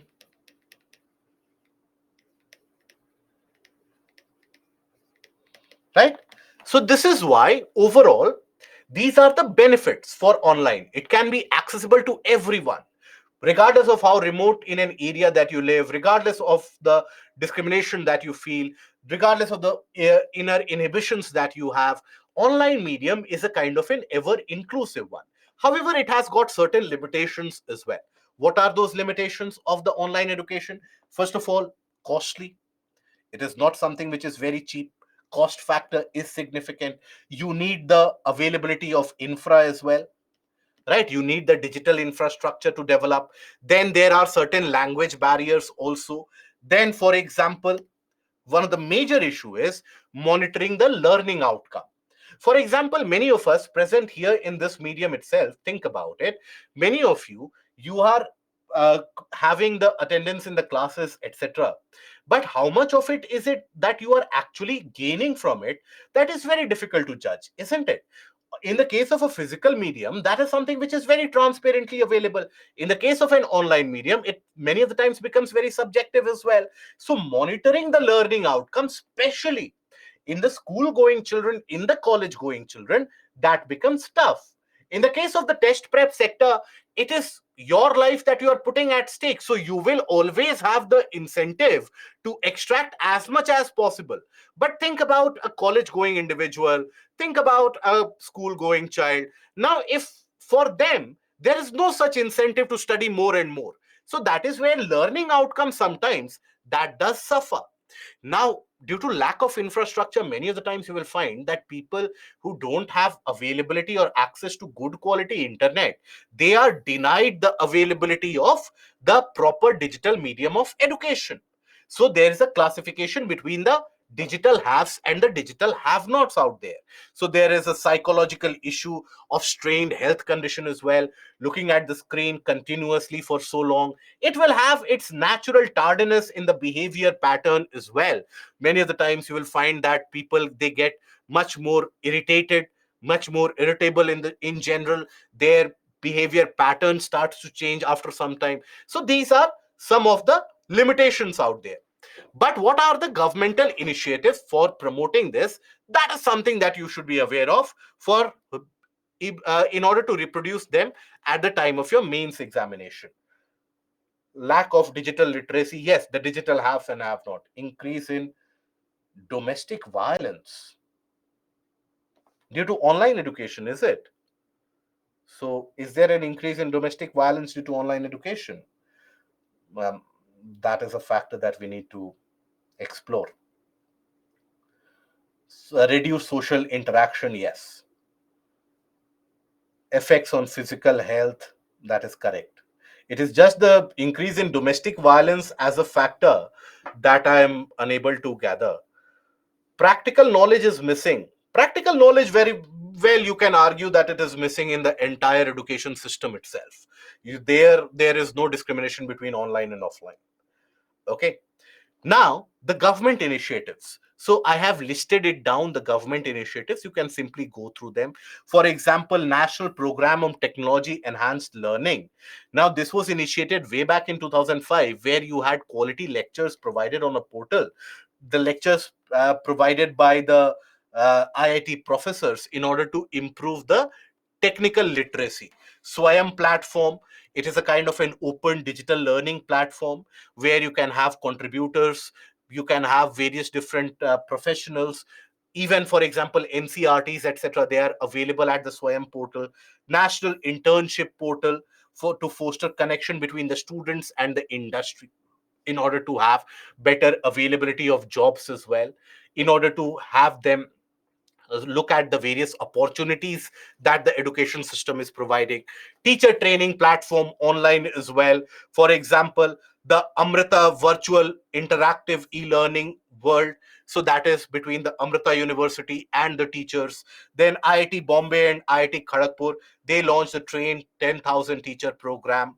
Similarly, you had the National Education Alliance for Technology scheme implemented by AICTE, that is All India Council for Technical Education, which caters to all the various technical institutions, the engineering colleges, etc., that you have, to act as a bridge between the various edtech academic institutions and students to fulfill their demands. Then you have Anuvadini, that is an AI based translation tool developed in order to fulfill the language gap, because many of the candidates out there, they are not very comfortable with the utility of the various different types of language. So that is where the Anuvadini app has come into the picture. National Digital Library has been created, Academic Bank of Credit. So all these are the governmental measures. Overall, in this, what you have to cater to, or what you have to understand is, what are the benefits of online learning or e-learning? What are the associated drawbacks of this education system of online learning? And what is it that the government is doing in order to fulfill its role, in order to increase its prevalence? Overall, always understand, if you measure the cost benefit analysis, it is the benefit which will always outweigh the cost in terms of online education. Because in a country like India, where we have a lot of social and infrastructural barriers, that is where the online education can be the medium for inclusivity, for accessibility, for affordability, provided that there is significant amount of technological advancement which is carried out. Okay, so examine the benefits and limitations of the online education. Mention few of the initiatives taken by the government to promote the ease of online learning. So few of these programs you listed out somewhere in an A4 sheet paper. It will be easier for your revision as well. Okay. What will be the introduction of this answer? So in this introduction, you talk about what do you mean by online education, right? Decipher that. So it is a methodology of imparting education or literacy by using the digital channel, by using the online medium. It has got significant amount of advantage, disadvantage. You can proceed like that. Okay, I hope, Santosh, that is clear. Now, coming to last topic of the day, we'll take around 5 to 7 minutes for the last topic, and that is promoting household food and nutritional security. Now, what is it about? So, household food and nutritional security. So, in our country, we have one of the absolute largest number of malnourished population across the globe. The population size who suffers from some or the other form of malnutrition, that is, be it stunting, wasting, where you will find amongst the young ones, the height is not as per the average of their age, the weight is not as per their average of their age. So there are various different factors which are leading to this undernourishment or malnutrition, and that is because of lack of a continued food and nutritional security. When we talk about the term of food and nutritional security, what it means is availability of quality food and nutrition for a prolonged duration, right? That should be available easily. You don't have to strive significantly harder for that. Now, nutritional security. That means you don't only have to rely on one kind of food, you get a variety of nutrient as well. So, what are the pillars of that household food and nutritional security? Here, the availability of food should be there. It should not be seasonal, that once the farmers will earn some income, only then the household will get money. No, it should be available throughout. Access should be there, it should be affordable. You should be able to utilize each and every nutrient available in the food. For example, in many of the areas you will see that the skin of the fruits are peeled off and then the fruit or food is consumed. Now, that means all the nutrition which was there, for example, in an apple, you have peeled it off.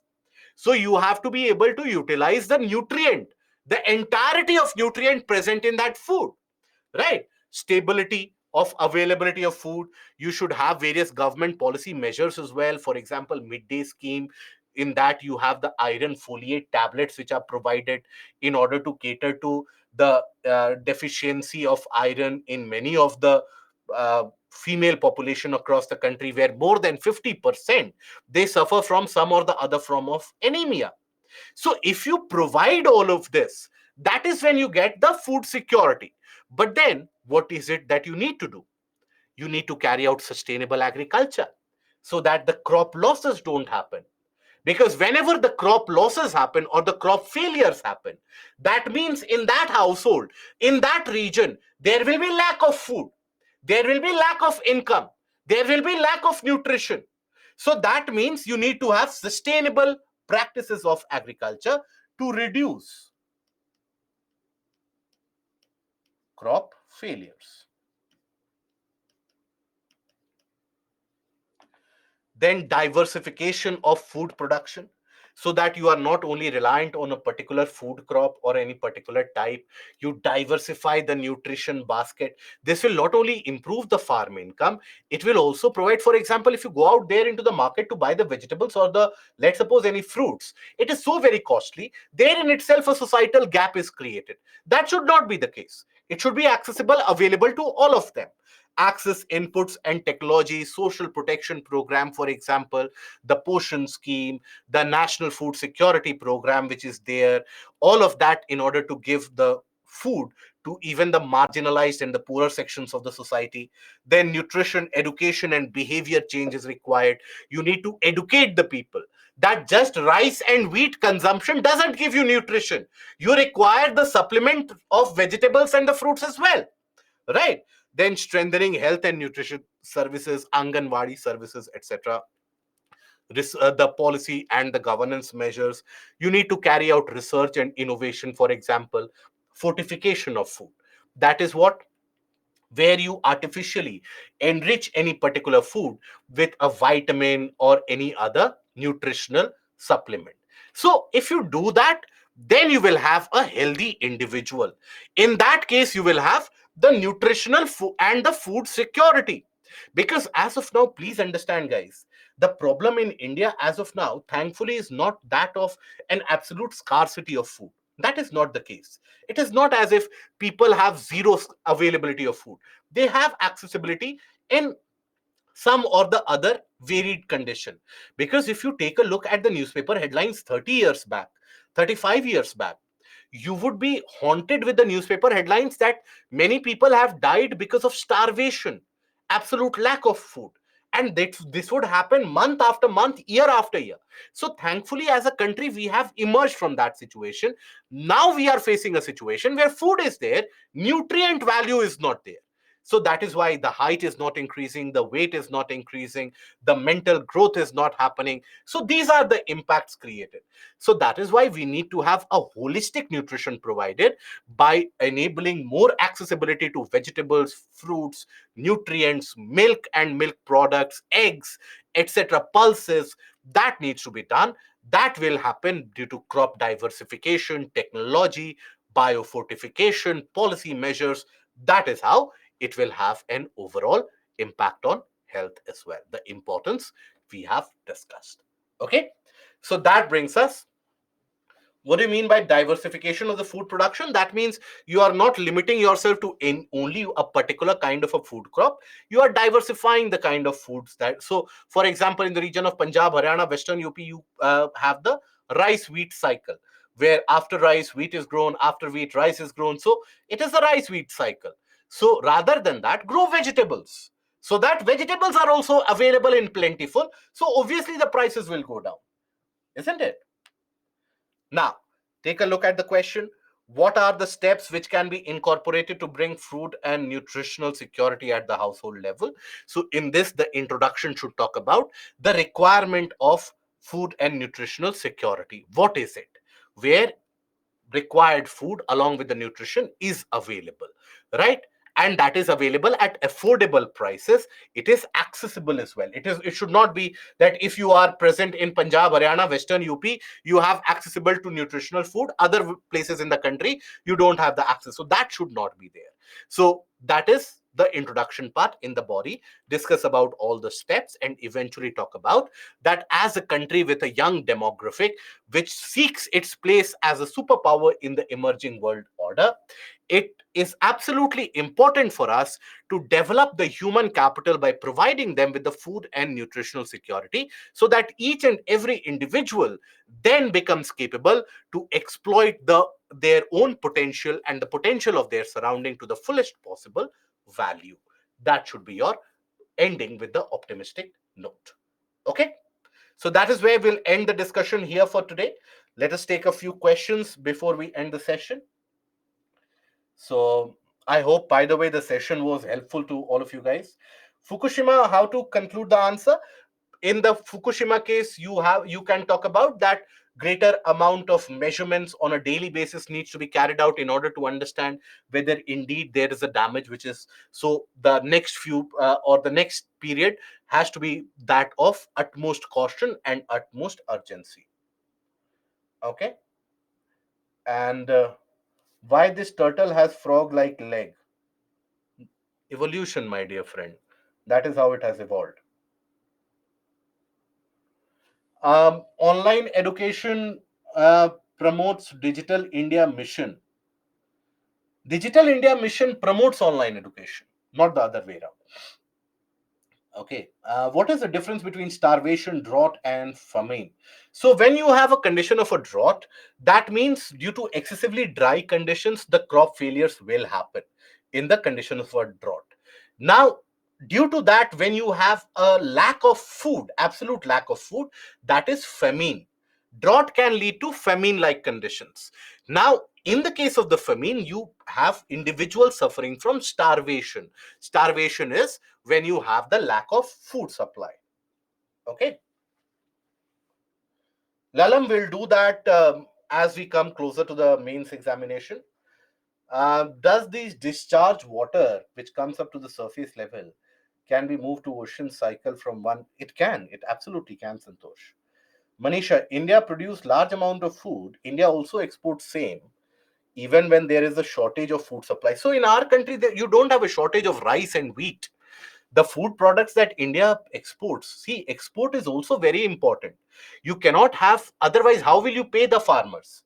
How will the farmers earn money if all that is that they produce, that is always given to every poor people out there? Then they will never be able to earn money, the farmers. So that is why, if you want to keep your agricultural sector healthy, exports are very essential. Now, it is not as if that once you curb the exports, then all the people of the country will get adequate amount of food. Please understand, all the poorer people that you see, whosoever are registered in some or the other government portals, be it the state government or the central government, they are providing them food. The people on the streets that you see, they are not registered on any of these portals.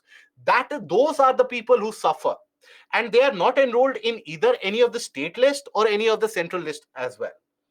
Okay. uh, Is all the alien species dangerous? No, not all of them. Varman, the mail ID that you want.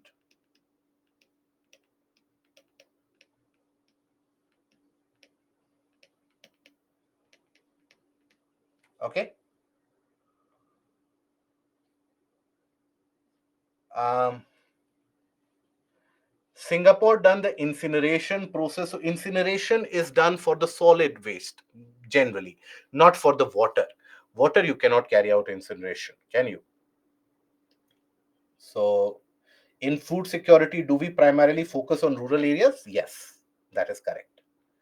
Can we write the example of eucalyptus in the answer? Yes, you can. Okay. So that is where we'll end the session here today, guys. And okay, last question I'll take. What is the way forward in Japan water problem? You have to cater to ensuring that regular measurements are taken on a daily basis, on an hourly basis. Wherever contaminant level is to be found in the ocean, immediately you have to provide the remedial measures where you ensure that no further water is released, and you ensure the purification of the water in the surrounding region. Okay. So how to write introduction in the last topic. So when you are talking about the last topic, the question there, you have to talk about what do you mean by nutritional and food security. So that is availability of food and nutrients through and through, okay, at an accessible and affordable rate. Okay. So what is the better way to write answer? Should we read question, revise topics, or first do the revision and then write the answers? With that, I end the session here today. Till we meet again, do take care of yourself. Goodbye. Thank you for the patience hearing. Good night, and thank you.